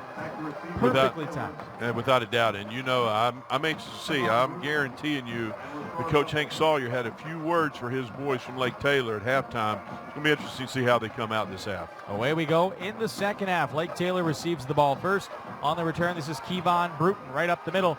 And Bruton brings it across the 30-yard line, and good field position for the Titans, as has been the case a majority of the day, where they will get the ball first here in half number 2. We saw a lot of veer and inside handoffs for Lake Taylor early in the first half. Didn't work. They started basically going spread, and as a result, they got 8 of 16 passing for Tyreek Huey, 59 yards through the air. Palmer, the main rusher for Lake Taylor, 8 carries, 30 yards, but Deion Smith, 1 carry, 38 yards. Really not a lot of offense either way until that last drive for Lake Taylor. They'll go right back to their typical offense. But a quick dive to Palmer. He gets up near the 40-yard line. Desmond Palmer. Meanwhile, for Salem, Noah Beckley passing was 2 of 6 for 15 yards. And their leading rusher, Dante Claiborne, 10 carries, 61 for the Spartans. 5-yard gain, 2nd and 5. Yeah, I like the way now Lake Taylor comes out and approaches this first play. Instead of just diving play side guard tackle gap, it's like, okay, if nobody's going to cover the center, let's just dive right back toward the middle with these great running backs we have. Figured that out late in the first half, and this time Smith is upended by the interior defense of Salem. I'll bring up a 3rd down and about 3 for Lake Taylor on the opening possession. Look like 61, Kenneth McCauley was in on the play for the Spartans. Also Shaquille Howell. Yeah, real nice play by Shaquille Howell that time, who played right across his block into that hole, taking that, again, almost identical dive play away, just simply coming from the opposite side. So big play early in the second half, 3rd and 3. Lake Taylor trying to build upon the momentum they built at the end of the first half, driving down 7. That'll be a pass for Huey. Tyreek Huey zips it far side, and it is caught and brought in by Bruton, and a first down. Lake Taylor had 1 first down prior to their final drive of the first half. They had 6 first downs on that last drive alone. Yeah, and they started utilizing the arm of Huey, these great wide receivers they have, and here they go back to it again. Whether they be in a shotgun, the spread, or under center, I think that certainly Lake Taylor picks up an advantage when they let Huey go to the air. He's only about a 50% passer on the season. He's thrown for 1,800 yards. Primarily been a run team, but seems like Lake Taylor's figured something out against the Salem secondary. A quick dive to Smith. And Deion Smith moves into Spartan territory before being slammed back onto his own territory. Tackle on the play by Nick Hood. Also 34 in there, Tyler Close. Yeah, Salem has basically made a statement since the first drive of this ball game, which is we're not going to allow you to dive in here between the tackles, and they certainly have just pretty much won the line of scrimmage since those first few dives that opened up the game by Lake Tyler. Getting just great job by those defensive tackles. So 2nd and 8. Man in motion is the Gatorade Player of the Year, Wayne Davis. They swing it out to him. He has a block, nicely thrown by Bruton. And Wayne Davis's first big play of the game moves Lake Taylor inside the 35. He tried to do some fancy footwork early in the first half. That one was pretty simple, catch and run. Yes, it was. And I think I got to give, again, my hat's off, all the credit in the world to Coach Hank Sawyer for the halftime adjustments he made. He simply is following up on how he finished the first half, which is let Huey get the ball into the hands of these outstanding receivers out on the perimeter. That's how Hank Sawyer's built his team into a powerhouse. 15 winning seasons in his 16 years down in Norfolk. They fake the handoff one way and then give it off to Smith. Smith is in trouble, and Smith somehow snakes his way past the original line of scrimmage and gets back to about the 30. Deion Smith nearly cost his team a good amount of yardage, but instead gets one. Yeah, outstanding job here. Look at them hold the perimeter out there. That was just an outstanding play by the young man who played such a great first half, Daniel Pontone, who absolutely refused to give the edge to the Lake Taylor Titans, and he just basically shut that thing down, and you see the great pursuit that Salem has had the entire game long, just falling behind it. Officially no gains, so 2nd and 10. Huey's going to throw. Finds a man far side. Again, that's Davis. And Wayne Davis, the Ohio State commit, gets down to the 25, a gain of 6. Tackle made by number 38, D'Angelo Ramsey. Well, certainly the more times they get the ball in his hands, the more likely that something big is going to spring. And that was just a nice job by Davis, showing his physical strength to be able to push off on the defensive back and to get himself free. And Huey's just been putting the ball right on the money. Again, I don't think they can go wrong with Huey throwing the ball because he's hot right now. May not be what they want to do, but it's what's working. In the state title game, who cares? Find the right recipe. 3rd and 3. Huey's going to throw again. Looking towards the end zone. Bruton there and incomplete. Bruton got bumped right before he got into the end zone. And Bruton ends up not being able to haul it in on the back line. And again, this is where it's troublesome for Lake Taylor without a field goal kicker. They're 4th and 3 at the 25. Yeah, good job of recovery by number 23, Dustin Swain, who basically got right back into the picture and forced Davis into the back of the end zone and basically to run out of room. So 4th and 3, Lake Taylor's going to go for it. As expected, they're 1 of 1 on 4th down. It was a touchdown on the final play of the first half. Huey's going to throw. He pumps short. Now looking deep, throws, and it's caught by Davis. Threw it. Man, he threaded the needle there. Right through 3 defenders, and Wayne Davis gets inside the 15, making a presence here in the second half's opening drive. Sophomore or not, Huey has a big arm. I mean, he can gun it. And that time, there was no window, but he puts it to a great receiver. Great players make great plays. Huey knew what he was looking for. Outstanding throw. Keontae Burnett nearly had a pick 6. And before this play gets started, a whistle. And I believe a false start on Lake Taylor. What's our call from our head referee today? It is false start against the Titans. Penalties were a bit of a problem for Lake Taylor in the first half. That's their 5th penalty for 30 yards. Salem had 1. It was big. Put the Lake Taylor way, and certainly it put Lake Taylor back into this game on the scoreboard. So 1st and 15 now from the 20 for the Titans.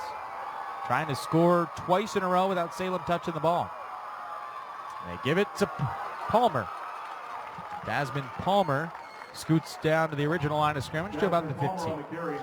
Well, Palmer's had a pretty quiet day, and you know he's just begging for the ball here on the big-time stage. I mean, when you know that it's your last high school game ever and you've had a season and career like he's had, you're just begging for the ball, and he certainly looked hungry on that dive. 10 carries, 38 yards so far for Desmond Palmer. Over 2,000 yards this season. He's about 100 yards behind his average. It's 2nd and 10 now. And this one kept by Huey, and Salem reads that well. 55, Nick Hood in on the tackle. And I've been waiting for Huey to keep the ball on the option and have been anxious to see what would happen when he gets out here on the flank. But what happened is just a great play that time by number 23 from Salem, Dustin Swain, coming up and playing the quarterback. If he hangs back, Huey has nothing but running room, but Swain read that. His responsibility was the quarterback all the way. He wasted no time getting on Huey. This drive has now taken half of the 3rd quarter. Lake Taylor methodically just holding the ball, not letting Salem do anything on offense. 3rd and 8 for the 13 for the Titans. Down by 7. Huey quick out to Davis.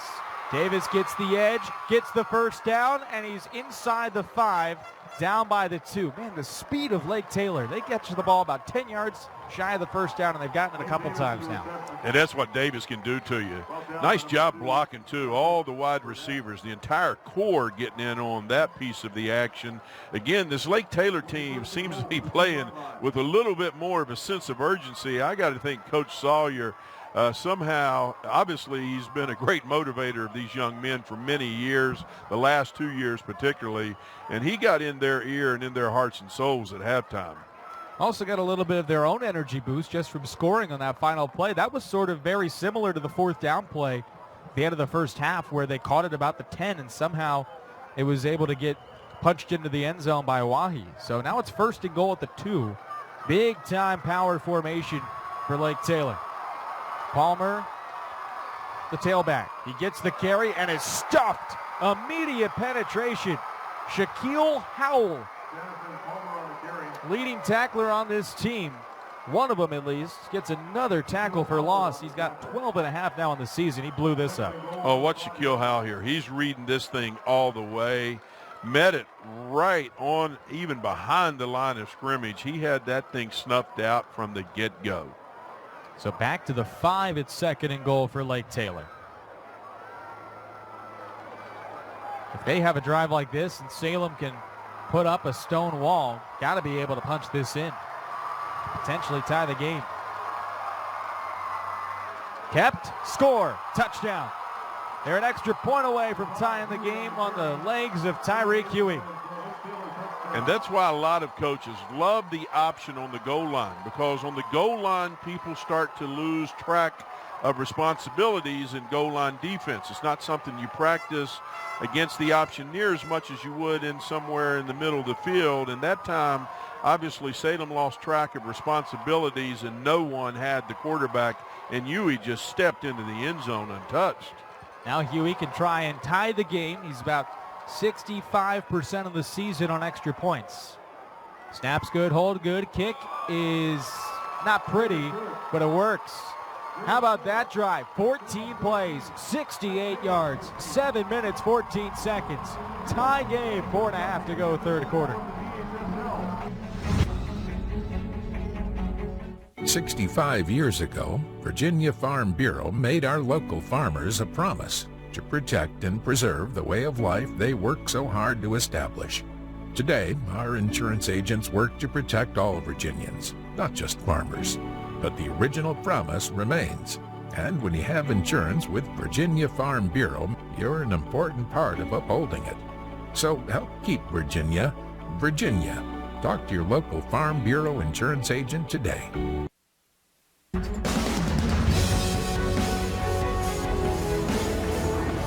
So back-to-back drives for Lake Taylor. They tie it up, a monster drive coming out of halftime. These last 2 drives, Ken, 29 plays, 148 yards, and Lake Taylor has held the ball for 10 minutes and 25 seconds. Salem, the last time they touched the ball, it was 14-0, and they had 3 minutes to go in the 2nd quarter. They haven't touched it since nearly a quarter later, and we're tied. Salem will get it back here on the bouncing kickoff. The return man is 28, Dante Claiborne. He's still going just outside the 30. Alongside Ken Kincard, I'm Kevin Burke. But one. Very, very fun indeed. I mean, I do believe this game has lived up to its hype, and it may well be the best of the 6 games before this day is over, because we got a lot of football in front of us. And again, right now, there is no way if I was an odds maker in Vegas, I would want to put anything out on this one, because this is anybody's ball game. So here comes the Salem offense, who hasn't been on the field in about 30, 35, 40 minutes of actual daytime. They're going deep on the first play, and they have a man open. Tucker can't haul it in. As a nice defensive play by Davis, but Tucker had an opportunity for a big play. It makes sense, though. You haven't had the ball forever. Why not take a shot? Sure thing. And again, they're crowding the line of scrimmage with 11 people. I know they had to go in at halftime as an offensive staff, talk to the kids, and basically talk to one another and say, hey, what it is that we need to do to get behind these 11 men playing on the line of scrimmage. And I'm sure Tucker stood up and said, hey, Coach, I can get it. Great closure, though, by Wayne Davis. Yeah, perhaps a bit behind him on the pass from Beckley. Now he fakes the pitch, gives the dive. And diving up ahead, Alex Ramsey gets nothing. Interior play by Diamante Tucker Dorsey. They've called his name a good amount today. And last thing you want to do if you're Salem, you already have a tired defense. And you play a bunch of guys 2 ways. You don't want to go 3 and out, and it's 3rd and 10. No doubt. And Salem has been determined to get that trap again to Ramsey to work today. This time they show it off the sweep and just about broke it. That was 1 block away from being a big game. 2 undefeated teams here in Lynchburg. 3rd and 10 as we finish out the 3rd quarter. Beckley's pass complete. Big play and an even bigger play after the first man is missed. Joe Quinn gets into Lake Taylor territory. If the first man got him, it would have been 4th down. Instead, Quinn continues the drive in a big-time conversion for Salem. And therein lies the risk when you're Lake Taylor and you've got everybody crowding the line of scrimmage. Nice catch going up and getting it, and as you just pointed out, Joe Quinn, hey, he goes up and takes that ball out of the air, even with all the speed that Lake Taylor has in that secondary. When everybody is pressing the line of scrimmage, that's a lot of running room. So Quinn with the big catch. He has 2 of the 3 receptions today for the Spartans. They can settle things up now and give it to the tailback, Dante Claiborne. Nowhere to go. Turned back by Jalen Cuffey. Number 11 was the initial hitter. Then Tyreko White was in there as well, 54. Yeah, Lake Taylor's making their own statement defensively now. Look at that penetration. Oh, look at number 53, Mr. Yule. Again, he's showing why he is advertised to be what he is. He's everything he's advertised. Tremendous penetration by Mr. Yule just to blow that play up. He may not get the exact, he won't get credit for anything statistically on that play, but he made that play happen. That's why D1 recruits and D1 top teams are looking at him. And there's going to be a false start on Salem. They jumped. Lake Taylor's got their energy back. There's the false start. It'll be 2nd and 15. We mentioned it when they started that final drive in the first half. They were looking a bit lethargic, a little bit down, like Salem had punched him in the mouth. And now it's the other way around. Altogether, they were out of sorts in the first half. There's no other way to say it.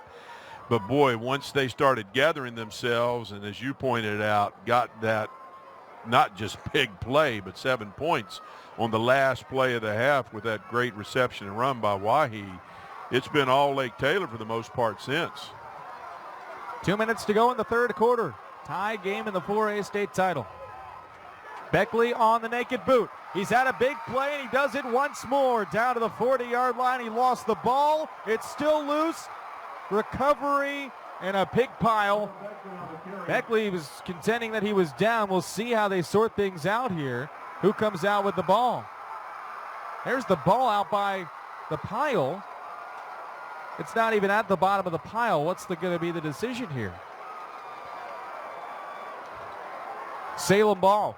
They say the Spartans got back on it. A lucky break for Beckley, who thought he was down. Let's take a second look. Well, obviously, he thought he was down, and at first I thought the official looked like he was going to make that call, but then he pulled back from making the call. Oh, that was out. Oh, yeah. Big recovery. Ends up not only being a big recovery, but big yardage that ends up being first down yardage. Great hustle that time by the Salem Spartans to get on that. A break goes the Spartans' way. Now Beckley trying to take advantage of it. Pocket collapsing, and down he goes. Beckley down at about the 40-yard line. Guess who? Mr. Ewell makes the big play. And I don't know who's tied up with who, but there is some serious contact between receivers and defensive backs all across the perimeter here.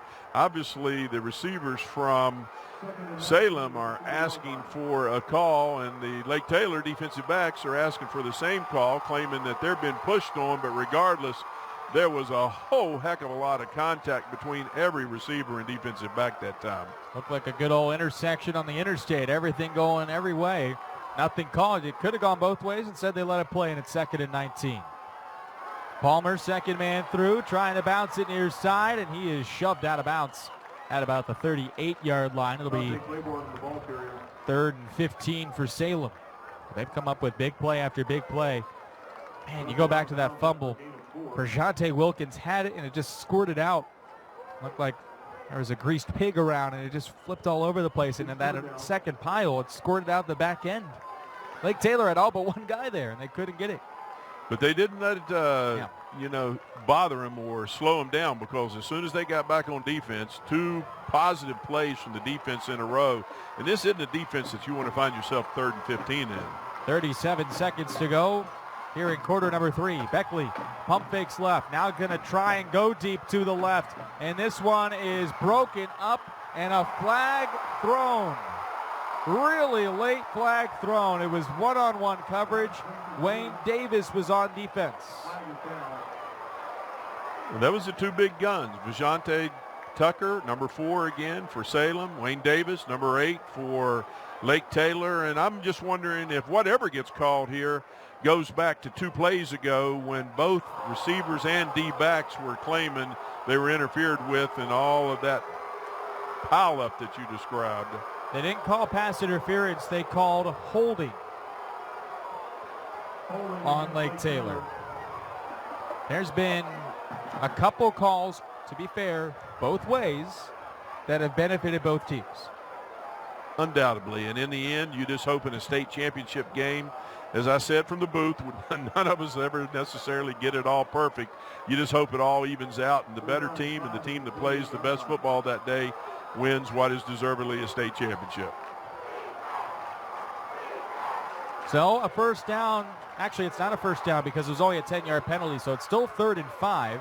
And the handoff goes to Ramsey, and Ramsey will be knocked down short of the first down. Holding's not an automatic first down penalty, so that's why it was a big call that it was holding and not pass interference. Absolutely.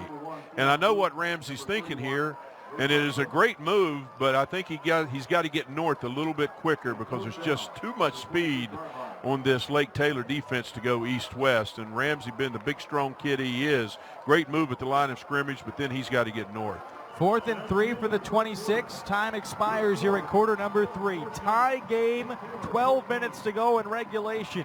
Games lived up to the billing. Stay with us for the 4th quarter here on the NFHS Network.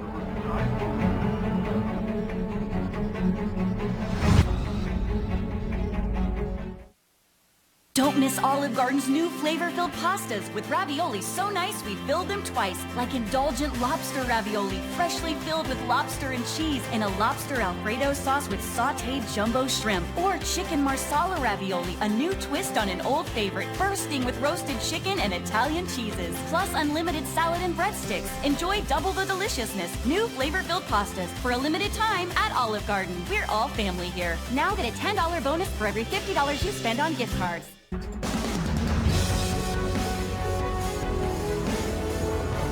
Lake Taylor gets the only touchdown of quarter number 3, and we are tied 14-14 going to the 4th quarter. Salem is 4th and 3 from the 26-yard line. The Spartans have tried a couple field goals this season, only 4. The longest 34, so you're probably out of range here for Nate Kraft. And you got to be able to trust your offense if you're Steven Magenbauer, that you can get 3 yards here. If not, you're going to try and make Lake Taylor march the length of the field again. Crucial play, state championship game. Here it is. Shotgun for Beckley. He's going to throw it. Beckley throws it past his man. There's a flag on the backside, and it's 4th and 3 as the pass was incomplete. The flag was thrown by our umpire today, right in the middle of the field. If it's holding, Lake Taylor should decline, and they get the ball.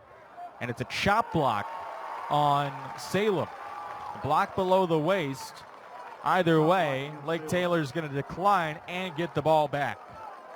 So interesting that they go 5 wide, basically, and try and spread out Lake Taylor. The Titans take over after stopping Salem on 4th down at the 26. It is, because that's not exactly Salem's identity, and it certainly is the strength of the Lake Taylor team. With all that athleticism, you can't spread them too much. So obviously the call ended up going the way of Lake Taylor regardless, and now a big drive for Lake Taylor. Last 2 times they've had it, they've gone 29 plays, 148 yards, 2 touchdowns in 10 minutes. They will give it up the middle again, and slowly but surely finding his way across the 30-yard line. That's Palmer. Yeah, again, if they're not going to cover up the center, I'm sure that was a halftime adjustment that was made by Lake Taylor, then why not dive that veer back inside? And as you see there, when you can pull big number 53, Darnell Ewell, in front of that inside dive, man, you got capability of a big play. So if you're Salem, is there a way that now you're going to start putting somebody over, or is that, seems like that's been their plan the entire time? They go right up the middle again with Palmer following Ewell. It's a pretty good strategy for the Titans. This one only gets about a couple yards, though, and it's 3rd and 2. Check that. Well, Salem's been able to get by with that, Kevin, because their linebackers, number 7 especially, Riley Fox, and number 42, Shaquille Howe, have done such an outstanding job of reading so quickly that dive and filling from the linebacker spot the A-gaps.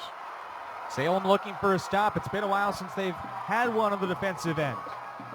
Hand off Palmer, working his way near the 1st down marker. Needed to get to the 42. And actually he had to only get to the 41, and they give him the 42, which should be a 1st down for Lake Taylor. But they're going to measure it. Right now the chain ends at the 41-yard line. And as you can see, the ball is past the 41, so this should be a 1st down for the Titans, but they want to measure it just to be sure.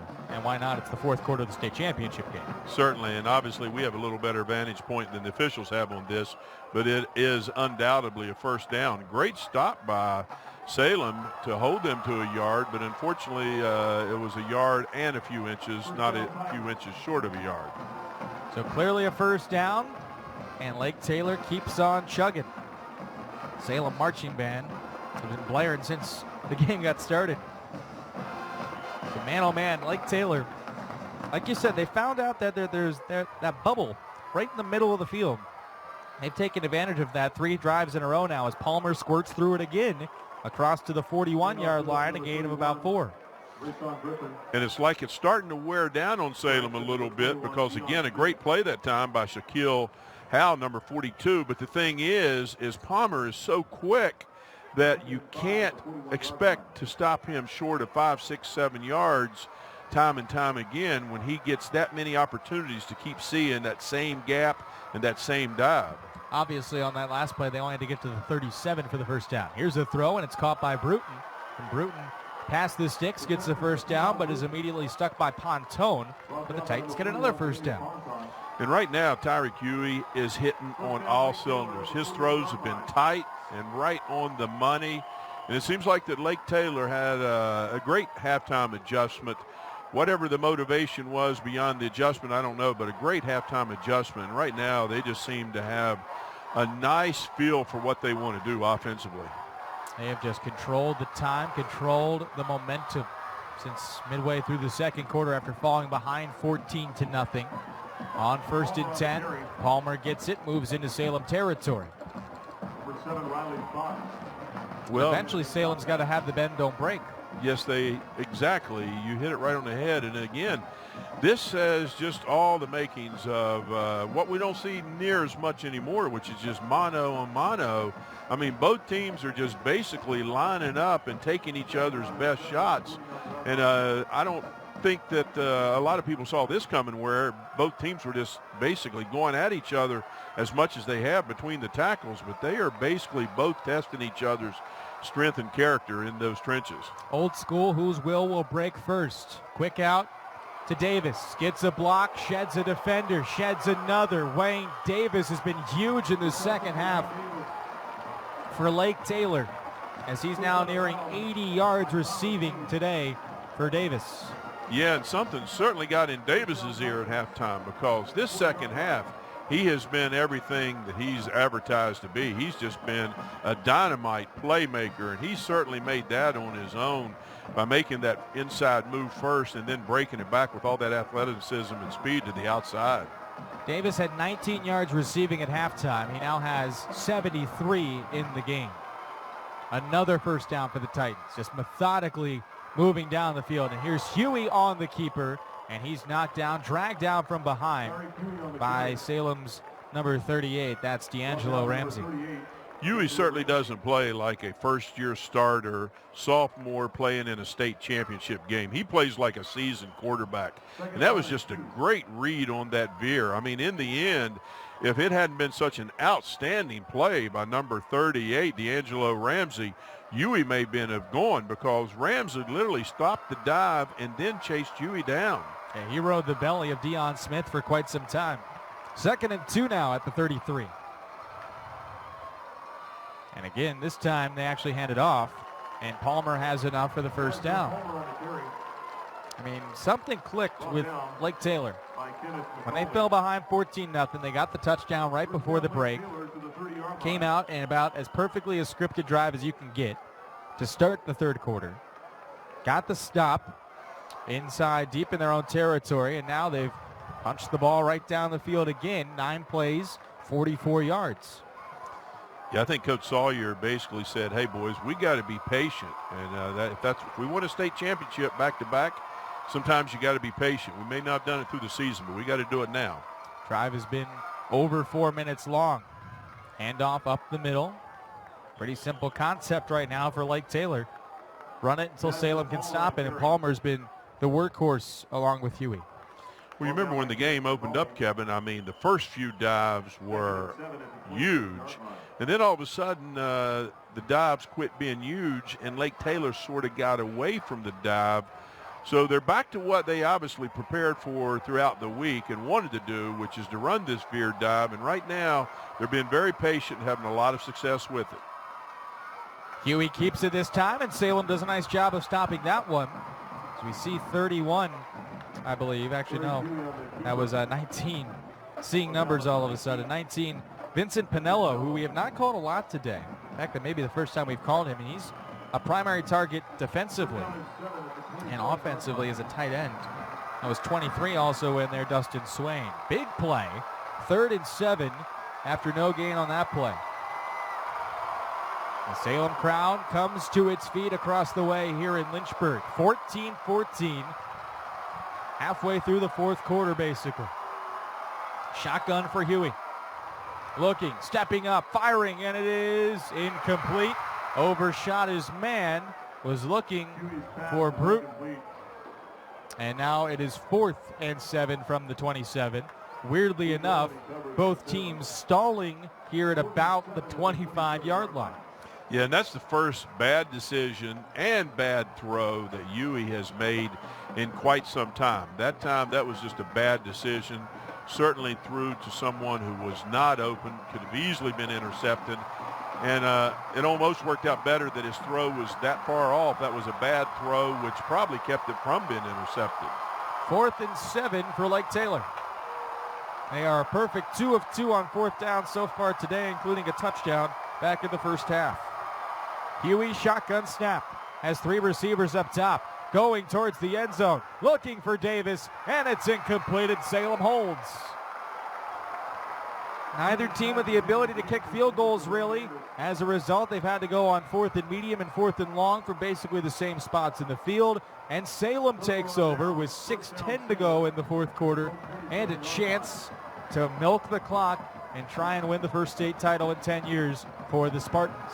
You got to love that play. Number, again, 2, Keontae Burtnett, and number 21, Luke Owen, corralling again what has obviously displayed himself today to be an outstanding player in Wayne Davis, but a great job by the Salem kids of not being intimidated and getting right in his grill. High form handoff to Claiborne. He's been really held in check since a strong start. Gets a couple there. Claiborne with a gain of 5 on that play. 13 carries now for 70 yards, but 30 of those came on a touchdown back in the first quarter that put Salem ahead 7-0. Riley Fox had a 2-yard touchdown, but then a big play right before halftime. Salem thought they had an interception. Instead, it was ruled incomplete on 4th and 13, basically. 4th and 10 from the 13. They got the pass to Wahi, and then Huey gets the run, and that's how we're tied up.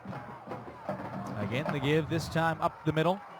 It will go to Alex Ramsey, who gets to the 35-yard line. It'll be 3rd and 2. And I love that call because they've been trying to find a way to run that trap, and that's the quickest trap they've ran yet. Just a straight trap, no kind of action whatsoever in the backfield. And right now, it just seems like that this is a test of will either teams will break down defensively in regulation, because neither team with stingy defenses seems to want to give up anything right now. 3rd and 2 as we tick under 5 minutes to go in the state championship game. Beckley under center, rolling right, looking for the quick throw. Man, got a great juke, and that enables Beckley to dive forward for the first down. Man, he had a free runner coming right at him, and Beckley, with a bit of a pump fake, really didn't have anybody throwing to out there, but he got his defender up in the air to get the first down. Well, the play initially looked exactly like the play that number 7, Riley Fox, had ran for a touchdown back in the first half. This time, though, instead, the same concept as the naked boot.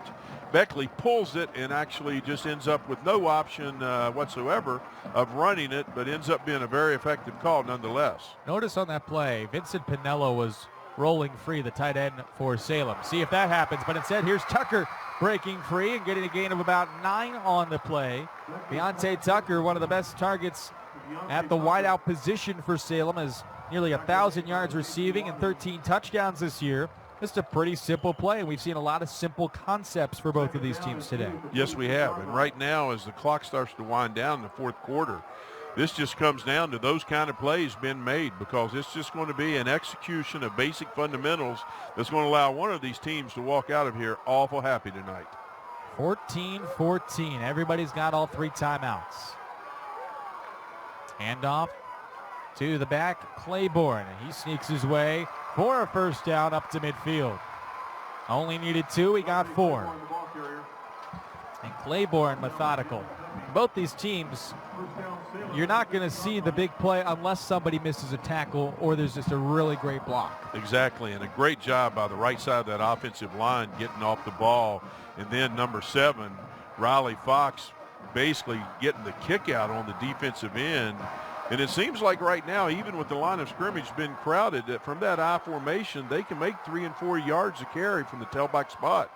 Do it 3 times, he'll get a first down, but Beckley's going to throw this time, looking back across the middle, and this one is overthrown, looking for Tucker. Deontay Tucker, the home run hitter.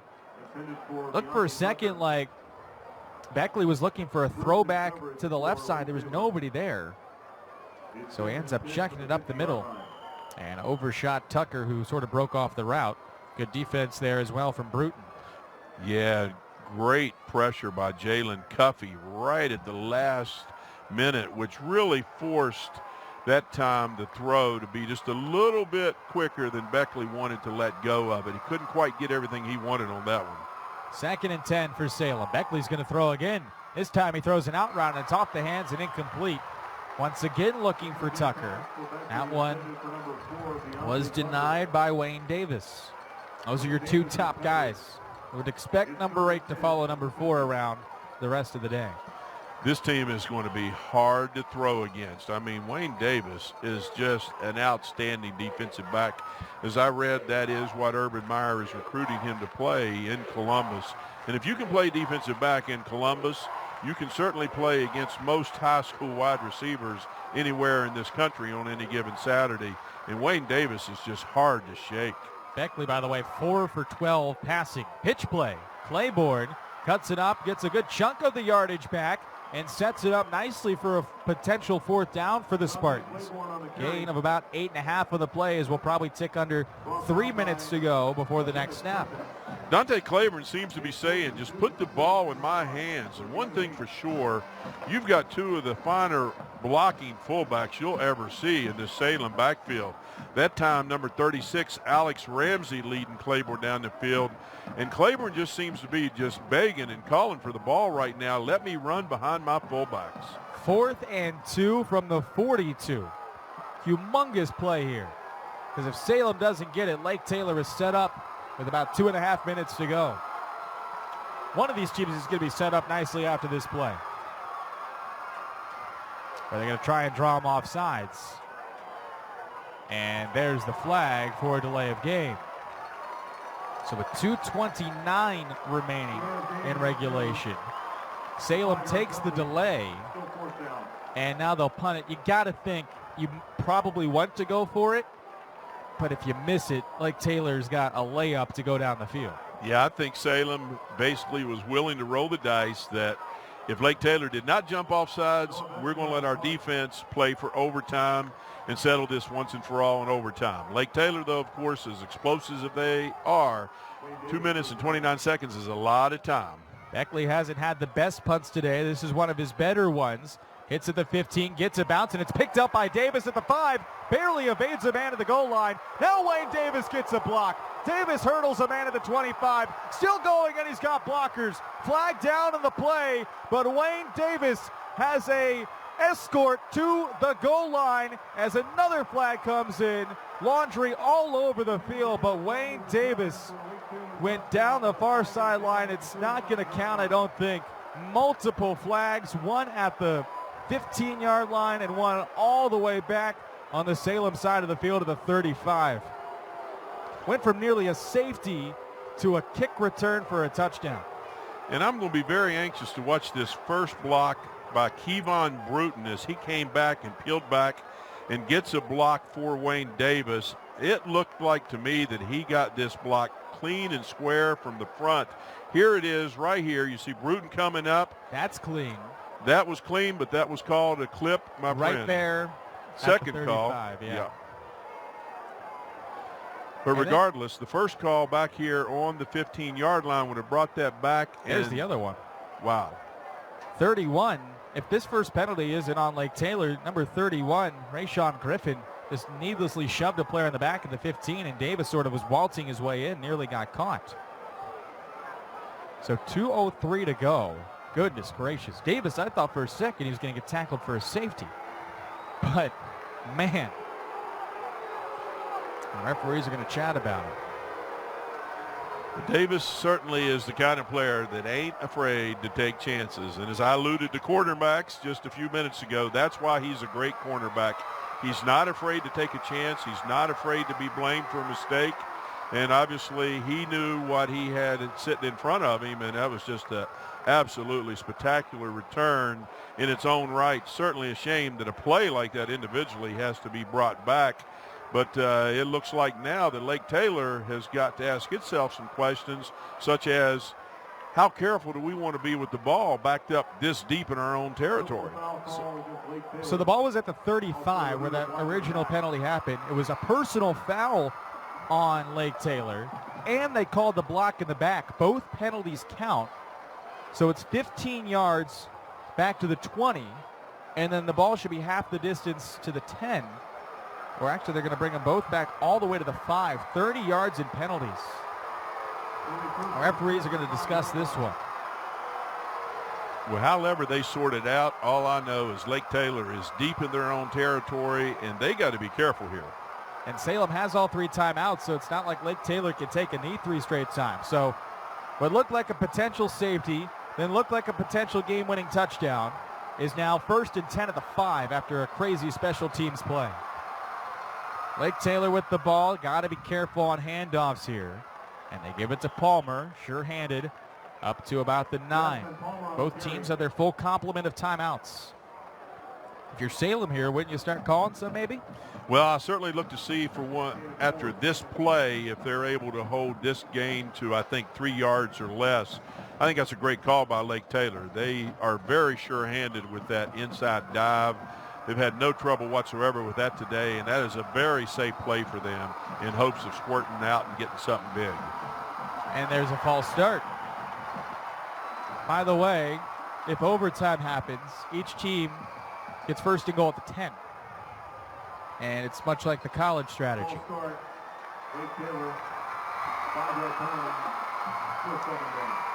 Kevin, as you just alluded to, without a doubt, we're going to see Salem, I believe, if they're able to hold this next play with basically 6 yards or less, I think they're going to call timeout because they're sitting in an awful good spot on the field to let this kind of field position get away.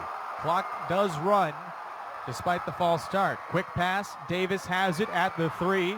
Sneaks up to about the 10-yard line. It'll set up 3rd and 5. Neither team calling a timeout with a minute to go. We'll see when they spot the ball. It'll be 25 seconds after that. And they spot it with 51 seconds remaining. So Lake Taylor can take the next snap. They have to do it by 26 seconds. Well, again, I think a great call on Lake Taylor's part not to be afraid to put the ball in Wayne Davis's hands because he just showed only a moment ago what he's capable of doing. So you sort of see Salem's point of not wanting to be in too big of a hurry to give them those kind of shots. They're throwing, and it is complete. Kevon Bruton comes up with the completion at the 21-yard line, and now it's Lake Taylor taking time with 25 seconds to go. There's the counter argument for the defense taking time. You're giving them more time.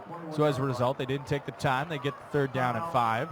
And now it'll be Lake Taylor still needing to go a really long way in 25 seconds. But we appreciate you tuning into the 4A State Championship game. Kevin Burke, Ken Kincaid with you. Lake Taylor didn't look like they were going to be in this thing. It was 14-0 and back-to-back drives without Salem touching the ball over halftime. It was 14-14, and each team's had a drive inside the 30 and then hasn't been able to take advantage, and now we're nearing the end of regulation. Which is why overtime is certainly going to be no disappointment to me, and I think everyone watching this game, obviously both teams and all their fans would like to win this game in regulation, but I don't think that's going to happen. And you know what? How much more exciting can it get in a game that's been played like this? Two evenly matched teams, two great teams, basically laying it all on the line with one possession in overtime. 14-14 with 25 seconds to go. Lake Taylor's probably going to throw it, obviously, if they're calling timeouts. Here's Huey. Huey, the inside tunnel screen, and it's quickly snuffed out. Davis got knocked down at about the 23. Lake Taylor will take time with 16 seconds remaining. Just trying to get Davis in space here, right? Yeah, and I love this. Kenneth McCauley has obviously got the assignment that time not to rush the quarterback, but just to, I'm sure he's checking screens and draws, and I would guarantee you that Kenneth McCauley, the last thing that was on his mind when that play started was meeting Mr. Davis right there in the box coming back off of the perimeter, but a great job by him to snuff that play out and not give Davis a chance to get to the open field. We appreciate you tuning in to the NFHS Network, a highly anticipated matchup, and it's lived up to the billing. Salem and Lake Taylor round 2 after Lake Taylor dominated last season 41-16. The Titans 14-0, the top seed in 4A East. Salem 13-0, the 3 seed in 4A West, although many would argue just power points killed them because they did have a game that went to forfeit. If they didn't have that game, they probably would have been the top seed. 16 seconds to go, 2nd and 8. But in reality, Lake Taylor needs to go 77 yards to try and score. Quick out right side. Lake Taylor gets it to Desmond Palmer, and Palmer scoots up to about the 28-yard line, and the Titans will take their final timeout with 8 seconds to go, and we'll try and, as we see, there is an injury, but got to think here, bring out the Stanford Cal and bring out the band. We'll take time with 8 seconds to go. An injured Spartan on the field. More after this from Lynchburg.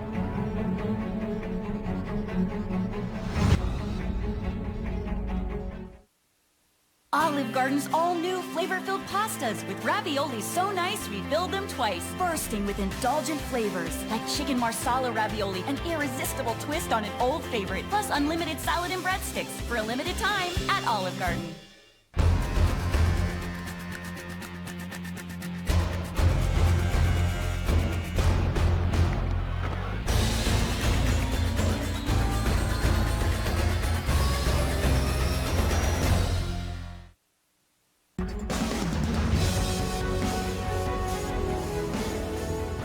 Kenneth McCauley is the injured Spartan as he limps off the field with 8 seconds to go. Here in regulation of the 4A state championship game, Lake Taylor and Salem are tied 14-14. Lake Taylor takes time out after that injury. So as a result, we're probably looking at an extra session. A couple overtime games last season in the VHSL championships. I know there was one last year at the 2A level down in Salem. It was a really fun game. Glenford got the win over Wilson Memorial. And when we get to, or if we get to overtime, barring something crazy here happening in the last 8 seconds, it's going to be interesting because it's first and goal at the 10 with 2 power running teams. And you know what? That loss just now by Salem, 61, Kenneth McCauley, he's been a big part of what they've been doing to close that dive, that veer dive of the Lake Taylor Titans down, and that is a big loss for the Salem Spartans. Number 61, Kenneth McCauley, been taken off the field and helped off the field, which would indicate that he's probably not going to return for overtime. That's a big loss for the Salem Spartans. So 8 seconds to go. You're probably thinking Stanford, Cal, Miami, Duke. We've seen so many crazy finishes in college football. What does Lake Taylor have up their sleeve? They got a big playmaker in number 8 out on the outside. Davis catches that one. No, it was broken up with 4 seconds to go. Pontone got his mitts in there. So 4th and 2 with 4 seconds left. And if you're Lake Taylor, you probably don't want to punt it just to make sure Salem doesn't give a chance. But also you got to make sure this play, it can't take 4 seconds like that just did. Exactly. If it's too quick of a play, then you got a really long but still a field goal chance. Well, that was going to be the old hook and lateral. Davis had Palmer coming up behind him, and I like the call. I mean, when you got the athletes that Lake Taylor has in the open field, why not try to get them the ball just like they did at the end of the first half when they went to Jenkinson-Wahi and let them do their thing to get the ball in the end zone. Here we go, final play of regulation. Just chuck it up as far as he can. This one goes incomplete, and 48 minutes is not enough in the 4A state championship game.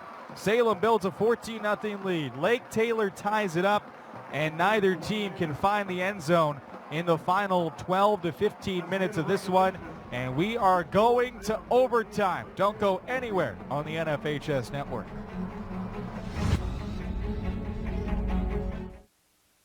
Add big flavor to your next get-together with Subway Catering, featuring good-to-go boxed meals with a side and freshly baked cookie, crowd-pleasing giant subs, and piled-high sandwich platters overflowing with flavorific choices. All made the way you say with everything you love, like jalapenos and Chipotle Southwest sauce. Subway Catering is simple and satisfying, a great value for any budget. Just call 877-360-CATER or visit Subway.com and let us take care of any occasion. Subway, cater fresh.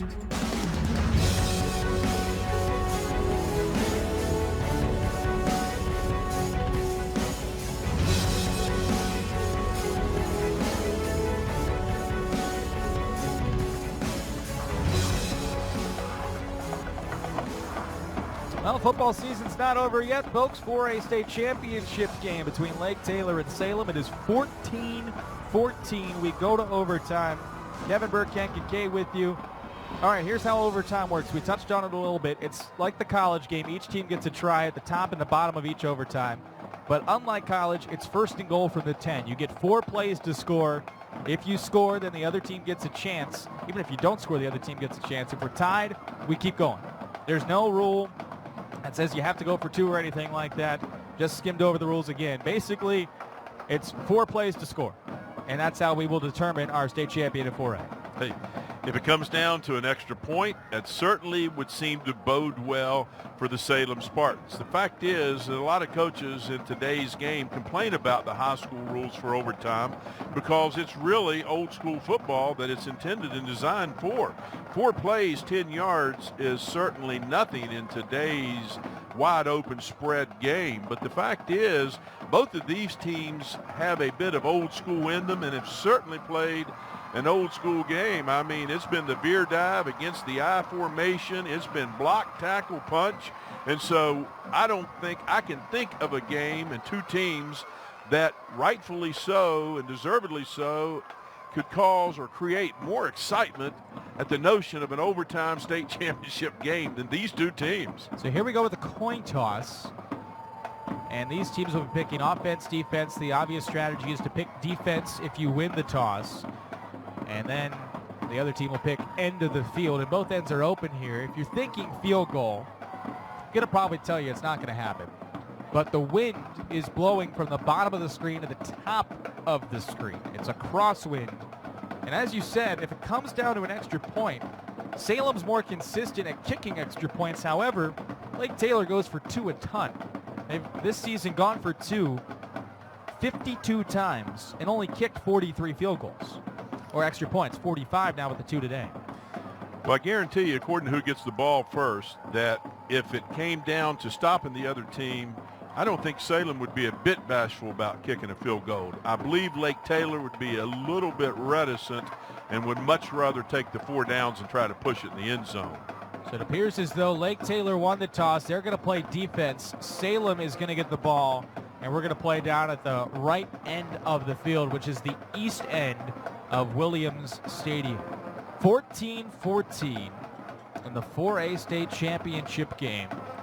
Pretty much as even as you can get. Salem perhaps didn't have the most offensive numbers. They had 194 yards of offense in regulation. Lake Taylor 276. Huey for Lake Taylor, 151 yards passing, 19 of 32. He also has 17 yards and a touchdown. Beckley passing for Salem's 4 of 12 for 45 yards, and Claiborne has 15 carries for 83. But like you said, this favors the old school teams. It does. And both of these teams are old school. Exactly. Today they certainly are. You would argue on the one hand, momentum seems to be favoring Lake Taylor right now, but you can throw momentum out the door because it all comes down to one play in overtime, and basically the game is decided. You could argue Lake Taylor has the advantage because they get the ball last and know what they got to score, but on the other hand, Salem scores a touchdown here. They put a heap of pressure on Lake Taylor, so it's all up for grabs. Each team gets 1 timeout during their overtime. Here we go. First play of overtime, a handoff, and not going anywhere. Claiborne loses some yardage back to the 14. It's first and goal. It's not first and 10. It's literally first and goal.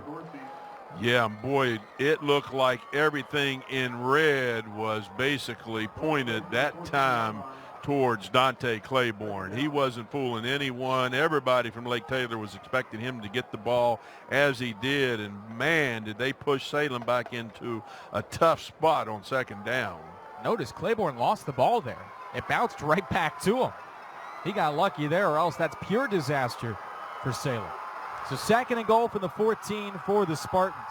Looking to pass, going far side, lots of contact. Pass is broken up. At DB all over him, Wayne Davis covering Deontay Tucker. Again, Salem has a field goal kicker, but they've only attempted 4 field goals all year if you're looking at that. Well, this is almost 2 natural disasters in a row for Salem. As you pointed out, the play before, it just couldn't believe my eyes when I saw the ball bounce back up into the gut of number 28, Dante Claiborne. I don't think they had blew the whistle yet on that play. In that particular play, that ball was thrown to number 8, Wayne Davis from Lake Taylor. It was just a matter, it was thrown so far inside that it was too far inside. So Salem's in a pickle here. Third and goal for the 14. Start of the first overtime. And a bobble pitch. It goes all the way back outside near the 30-yard line. Salem trying trickeration. Who has it at the bottom of the pile? Lake Taylor comes up with it. The Titans get a turnover to start overtime. trying some trickeration and a bad pitch on the reverse, and there is Palmer coming up with the ball. Unbelievable. He had blockers, but a poor pitch, and Tucker couldn't handle it. And now it's 1st and goal for the state championship for Lake Taylor from the 10. And you can see confidence just oozing from Lake Taylor right now. They know that they did what they had to. They put themselves into this position after letting themselves get into a hole throughout the game. Now they have stopped Salem cold, and the way they have been moving the ball, you've got to believe that they believe in their hearts that they're good for 10 yards in 4 plays. 4 plays to a state title, 10 yards to a state title for Lake Taylor. Quarterback Tyreek Huey under center, as he has been a majority of the game. They'll give it to Palmer, breaks the first tackle, and Palmer gets down to about the 7. Again, if you're Lake Taylor, they're going to run this the whole time, you would think. Oh, yeah, and hey, he almost squirted out of that right there. The young man has a lot of power. He's just not about the quicks. Fortunately for Salem, they had his ankles, or else he's somewhere inside the 5-yard line. And even at that, 3 yards is everything they need, because 4 times 3 equals 12, and they'll take 3 yards a pop every time right now. 2nd and goal from the 7. Bottom of the first overtime. Lake Taylor wins with any points. Dive straight up, and it's stuffed. Palmer denied. Actually, that was Smith, I beg your pardon, and got to the 5-yard line. They tried to go with the speedster Smith to the 5. 3rd and goal. Great job. Dallas Herndon, number 60, leading the charge there. The linebackers, once again, number 38, as he has throughout the game. D'Angelo Ramsey immediately stepping in and snuffing that out. So now, obviously, Salem has done what they needed to do. They've put a little bit of pressure on Lake Taylor to at least have to make a 4th down decision if they can just do it one more time. 3rd and goal from outside the 5-yard line for the Titans of Lake Taylor, looking for a 2nd straight state championship. Huey under center. He's going to pitch it to Palmer, looking for the far pylon, and he will not get there. The Salem defense stuffs it at the 5, and now a huge decision for the Titans. They haven't kicked a field goal all season long, and it's 4th and goal. You only need 3 to win. And in essence, it is an extra point. Dustin Swain, tremendous job that time of chasing Palmer, just stride for stride across the field and giving nothing. And basically, in essence, if they were to kick a field goal, even though it's from the hash, this is in essence an extra point. So what an interesting scenario. They're going to kick it. The quarterback, Tyreek Huey, will be attempting a 22-yard field goal to win the state championship for Lake Taylor. Salem will take timeouts. How about that? You trust the arm and the legs of your quarterback, never the kicking legs of your quarterback usually. He's only 64% on PATs. We're not saying they haven't made a field goal. They haven't even tried one this season. They haven't needed to. And now there's one to potentially win the state championship. I mean, there's just so much irony here. As you said, when you've only made 64% of your extra points, the very fact that they made both extra points really bode well in their favor. And now, of all things, the last thing anyone anywhere could have expected was Lake Taylor going for a win against Salem on the foot, on the leg of Huey, and here it is. I mean, it all comes down to this. I think they called timeout to make him think about it, and also to talk about how to get a little bit more pressure on him, because kicking is not exactly his natural position. 22-yard field goal for Tyreek Huey to win the state championship. High snap, the kick is down, and the kick is missed. Salem survives the first overtime. We're going to OT numero dos. Wow. Let me point out a couple things. First of all, the entire sideline here from Lake Taylor thought the field goal was good. They all threw their hats up. They're all screaming. They're all jumping. It obviously isn't. And here's the thing that so many people forget. about high school football being played on a college football field. I've seen state championships previously in Virginia lost and won by that narrow difference between the width of a college goalpost and a high school goalpost. Put that one on a high school goalpost and it's probably good. Game over. Neither team scores in overtime number one. We do it again. Second overtime, 14-14. If you're Salem, you're wiping your brow and saying, we just caught a humongous break. Lake Taylor has been driving up and down the field the whole game. They needed 10 yards and got 5. And really, the one thing, they've been running up the middle the whole game. And then they threw that pitch on third down, probably not thinking in the back of their heads, hey, we might want to set up a field goal. But it was an extra point length kick, but way off to the side on the college hashes.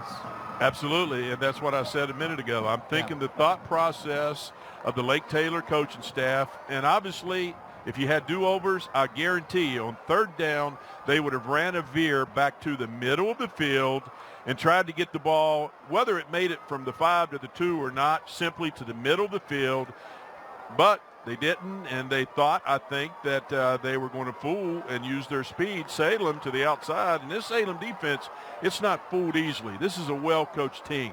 Both teams are well-coached teams. And I think it would be almost fitting for this game to have to be won by a touchdown because that's just the way this game has been played.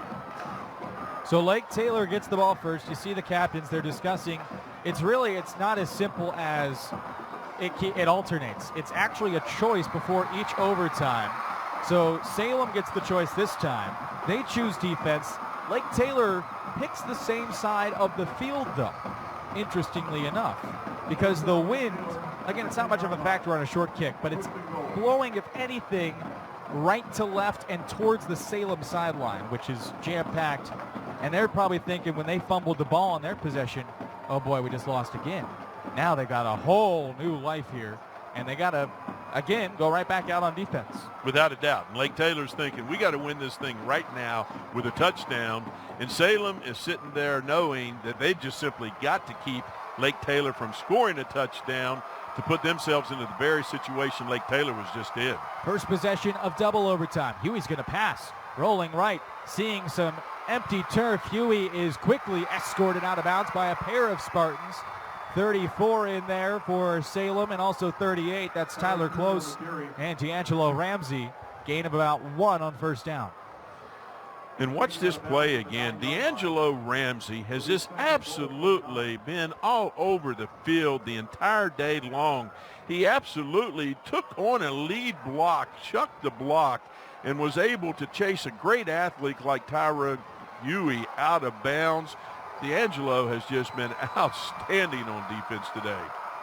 Double overtime in the 4A state title game. 14-14. We've been tied since the third quarter. Huey on second and goal from the 9 gives it to Palmer. And Palmer squirts his way maybe to the 6 or the 7. There is a flag on the play as well, thrown back at about the 10-yard line. Flag is down. Well, this is going to be a big call.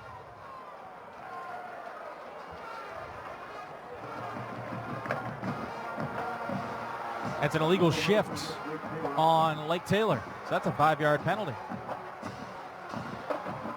Well, it looks like Lake Taylor now is going to be put into a position that they're probably not going to be running the veer dive for the next 2 plays. Getting all the way back now to the 15-yard line. No, let's take that back. They're going to say it's been declined. Yeah, so Salem would rather have third and goal from the 7 instead of second and goal from the 14 or so. Don't blame him. Wise call, because you don't want to give an extra play to this Lake Taylor Titan team. Yeah, at this point, yardage is not going to be a factor. You just saw they probably are not going to try another field goal again. Top of the second overtime. Snap back to Huey. Looking, firing, and it was batted down at the line of scrimmage. 36, guess who again? Alex Ramsey stepping up. That's big brother Ramsey. Big brother, big play, big time. Look at that. I mean, he got up. He had some hops and swatted that thing down. It's been amazing to watch here in these overtimes. A grand total of negative 22 yards in 3 possessions. Of course, a lot of that came on a fumble that went back 20 yards. But Salem had already lost 5 yards, and Lake Taylor's gained 8. So really, at most, 3 yards taking out that fumble. I think it's just fitting as to how the game's been played out. Both teams, again, they bought their A game on defense today, both teams, and it's just been hard hitting. And I mean, it's just been punch for punch, pound for pound. And I think it's only fitting that this kind of defense would end up deciding this overtime game. 4th and goal from the 7. Lake Taylor will eschew the field goal attempt. And they'll put Huey under center with 4 wide, Palmer behind him. It's 4th and goal in the beginning of the second overtime. Huey steps back, lobbing it near side, and this one is incomplete. Salem holds for a second straight possession, and now the Spartans can win with any points. Wow. I mean, it looked as if number 4, once again, Jenkinson Wahi, who made the big play at the end of the first half to put Taylor on the board the first time, was going to come down with that, but a tremendous play that time by number 41, Daniel Pontone, who's made so many big plays in this game, swatting that away and now putting the ball in the hands of a team that has a kicker who's a little bit more of a specialty kicker, and they're not going to waste any time doing it. Don't waste any time. Here's Nate Kraft with a chance to win the state championship game. Kraft, number 40 for Salem, to win it for the Spartans in double overtime. High snap, kick up, and it is right down the middle. Salem wins the state title.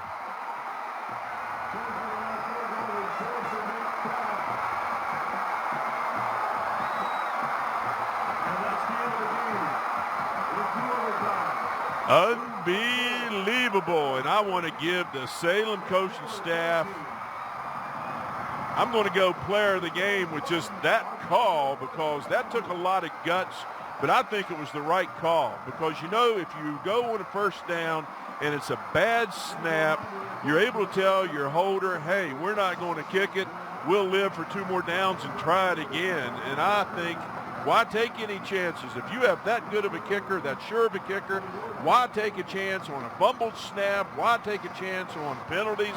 Why not just say he's done it all year long, let him finish this thing right now? 27 yards to win the state championship for Nate Kraft. A great hold.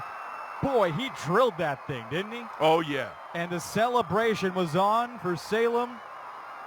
And the Spartans win the 7th state title in school history, their first in 10 years. They get revenge on Lake Taylor, and it took every ounce of energy and every little thing went against them in the second half. They didn't score for the entire second half. They didn't score in their first possession of regular overtime.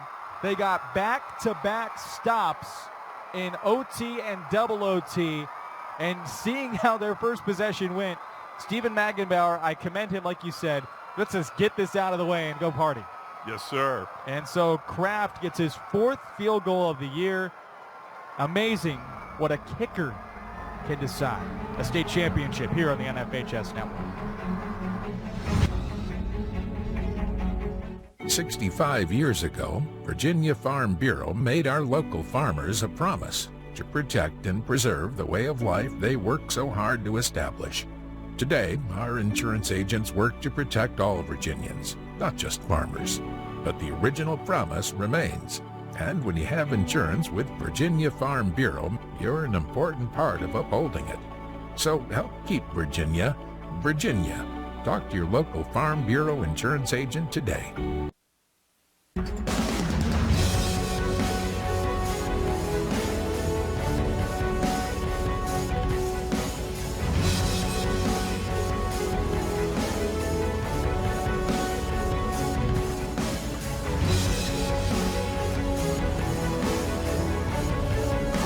The entire extra session on a Nate Kraft 27-yard field goal after Lake Taylor unable to convert. They missed a field goal in overtime. Let's take a look at these second half highlights, Ken. Just really, really impressive for this team. Lake Taylor got the momentum to start the second half. They had scored literally the last play of the first half. And as a result, it was 14-7. And the Titans got the ball, and here was the final drive, or the first drive out of the gate. Yeah, they wasted no time, and I'm sure they intentionally started getting the ball to number 8, Wayne Davis. Veer's looking awful good in the second half, and everything is just going Lake Taylor's way. And slowly but surely, Lake Taylor really just matriculated the ball down the field. Notice the time on the clock. This is the first possession of the third quarter. It took 7.5 minutes for Lake Taylor to tie the game. And then Salem really not having the ball for quite some time. They started a little bit of a drive, and that was a big play to get it up to Quinn on a third down play. But really it sort of settled down because of a big sack there. And a lot of questionable things went both ways. And on a 3rd and 5, they stopped them. We went to the fourth quarter. Salem tried to go for it as they started the fourth quarter. And again, you didn't want to trust the kicker, so they didn't get it. And here's Lake Taylor's potential game-winning drive. And from that, they really didn't. They got down to about the same area, and both teams, again, the defenses were tremendous all day today. All day. Neither team could really get in the red zone of the other team. It's just an outstanding job. Again, we talked today about bending and not breaking. Outstanding job by both teams. Bend, but no break. Here's the play of the day besides the field goal. So there he picks it up, almost a safety. Clean block at the 10, but a block in the back at the 35-yard line. It wasn't on the screen there, but Wayne Davis had an entire entourage. Then watch right there. There's another block in the back. 2 personal foul block in the back, so the same play put Lake Taylor all the way back to the 5-yard line. And they were able to work out of it, but really it was destined for overtime once that play got called back. Without a doubt. I mean, that was just so deflating, and that's one they're going to hate to watch if they can ever go back and watch this one. So this was the first possession of overtime, a fumble, and Salem's going, oh no, we don't have the ball anymore. We didn't score. They were thinking at worst we'll get a field goal, but instead Lake Taylor comes up with the ball. All they have to do is hit a field goal, and they get a couple yards on first down, and they end up trying that field goal. But the second down play didn't really get much, and here upcoming is the controversial play in our opinion. The third play, at least the play, you're thinking, okay, he gets the edge. They hadn't run this play all day, but you're not thinking field goal at this point. But instead of running up the middle like they had been a majority of the day, they set up a field goal on the hash, and this was the result. He missed it, never really had a chance, missed it, line drive left. But like you said, different goalpost. Could have been different. Oh, yeah, high school goalpost. I have no doubt that that's possibly just squirts under the bottom left edge of the vertical pole. It would have been interesting. So here, double overtime now. Lake Taylor got the ball to start the second OT. And improvisation by Huey got him a yard. But from there, Salem's defense just really held the door down. On 3rd and goal, they try to go, and it was knocked down. Really didn't have much going there either. So they try for it on 4th and goal, and really trying to set up one-on-one coverage at the bottom. And again, nearly brought in by Wahi. But all Salem had to do was kick a field goal. And on the first play of double OT for their possession, field goal wins it, and it did.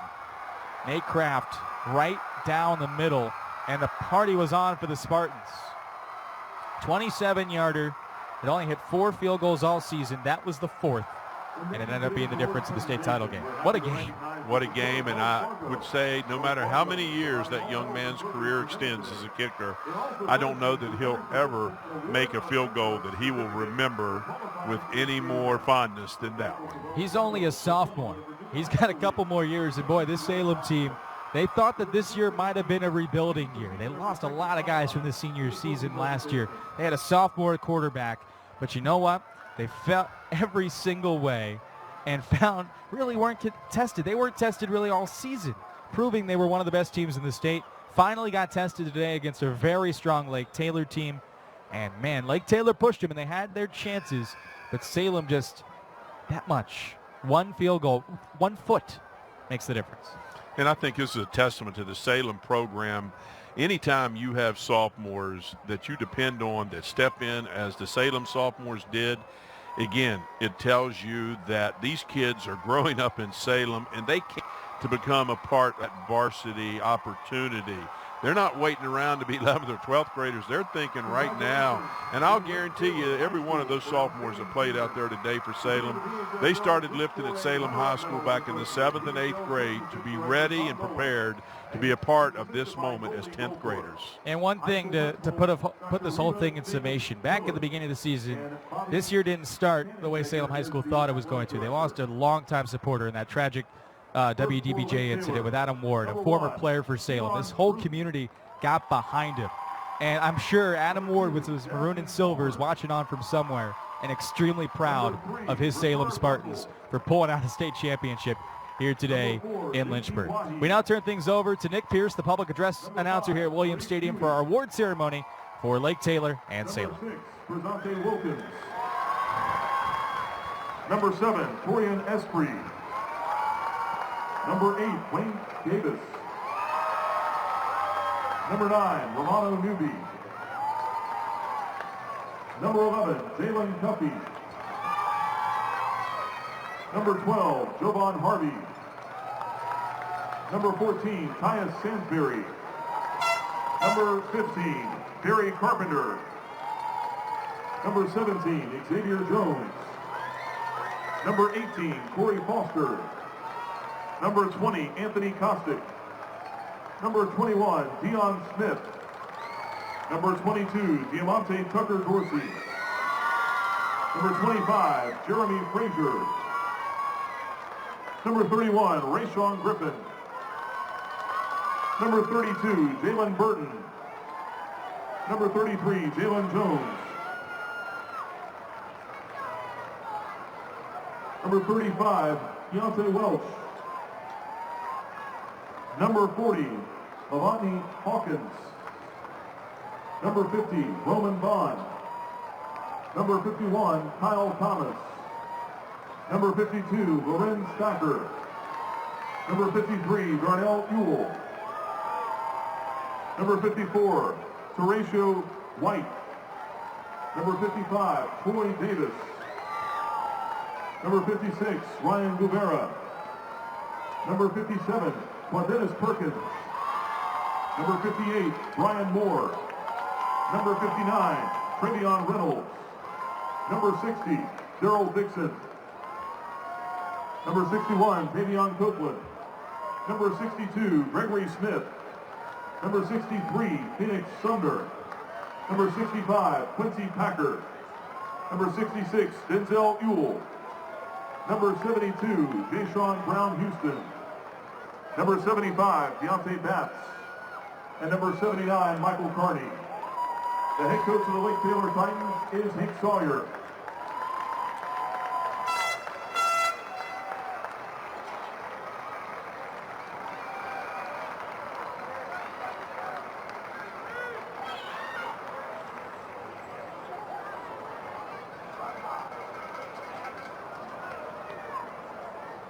Hennenbacker.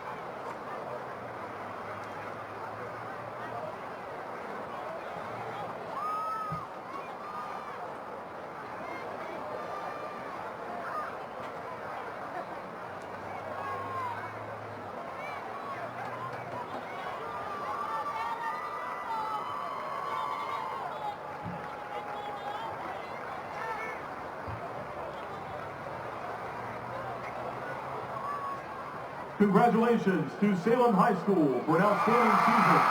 Defending the VHSL Group 4A Championship medals and trophy, VHSL Championships Director Tom Dolan, assisted by goalie Goldthorpe. The high school principal for Salem High School, Scott Habib, and the athletic director, Chris King. Number 2, Keontae Burnett. Number 3, Joseph Quinn. Number 4, Deontay Tucker. Number 5, Nick Wade. Number 6, Blake Mushigan. Number 7, Riley Fox. Number 8, Brayden Casey. Number 9, Leandre Ferris. Number 10, Noah Beckley. Number 11, Bryce Holland. Number 15, Anthony Morris. Number 16, Austin Kurtner. Number 17, Avery Close. Number 18, Josh Missipal. Number 19, Vincent Pinello. Number 20, Evan McMillan. Number 21, Luke Owen. Number 22, Dan Richardson. Number 23, Dustin Swain. Number 24, Landon Hudson. Number 25, Avante Robinson. Number 26, Nathan Delby. Number 27, Aiden Britton. Number 28, Dante Claiborne. Number 31, Logan Dennis. Number 32, Patrick Croak. Number 33, Sean Tyree. Number 34, Tyler Close. Number 36, Alex Ramsey. Number 38, D'Angelo Ramsey. Number 40, Nate Kraft. Number 41, Daniel Ponton. Number 42, Shaquille Howell. Number 43, Ethan Kemp. Number 44, Carrick Paisley. Number 46, Derek Claiborne. Number 48, Matt George. Number 53, Christian Haley. Number 54, Jake Barnett. Number 55, Nick Hood. Number 57, Peyton Whitlow. Number 58, Tyler Smith. Number 60, Dallas Herndon. Number 61, Kenneth McCauley. Number 62, DeJohn Cardwell. Number 63, Braxton Wall. Number 64, Kyle Walters. Number 65, Davey Perkins. Number 67, Joseph Staples. Number 68, Braden Overstreet. Number 71, Jonathan Cummings. Number 73, Thomas Mundy. Number 74, Brad Wolf. Number 75, Shamar Terry. Number 79, Thomas Basford. And number 80, Chanel Ellington.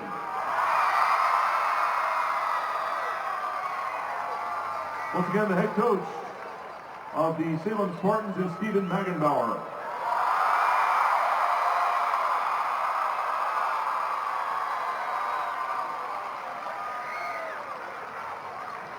And now to present the VHSL Group 4A Championship medals and trophy, once again, Championships Director Tom Dolan, assisted by goalie Goldthorpe. Salem Principal is Scott Habib, and the Athletic Director is Chris King.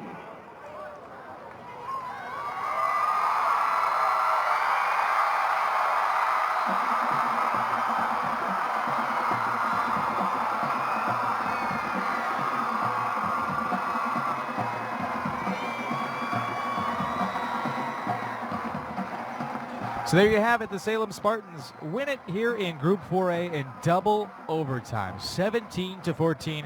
Salem is the victor. They get their first state championship in 10 years and the 7th state championship in school history. That team had a lot to play for, more than just itself this season. And boy, they absolutely deserve this state championship. Didn't look like it was going to happen when Lake Taylor lined up for a potential game-winning field goal in overtime, but it went wide left.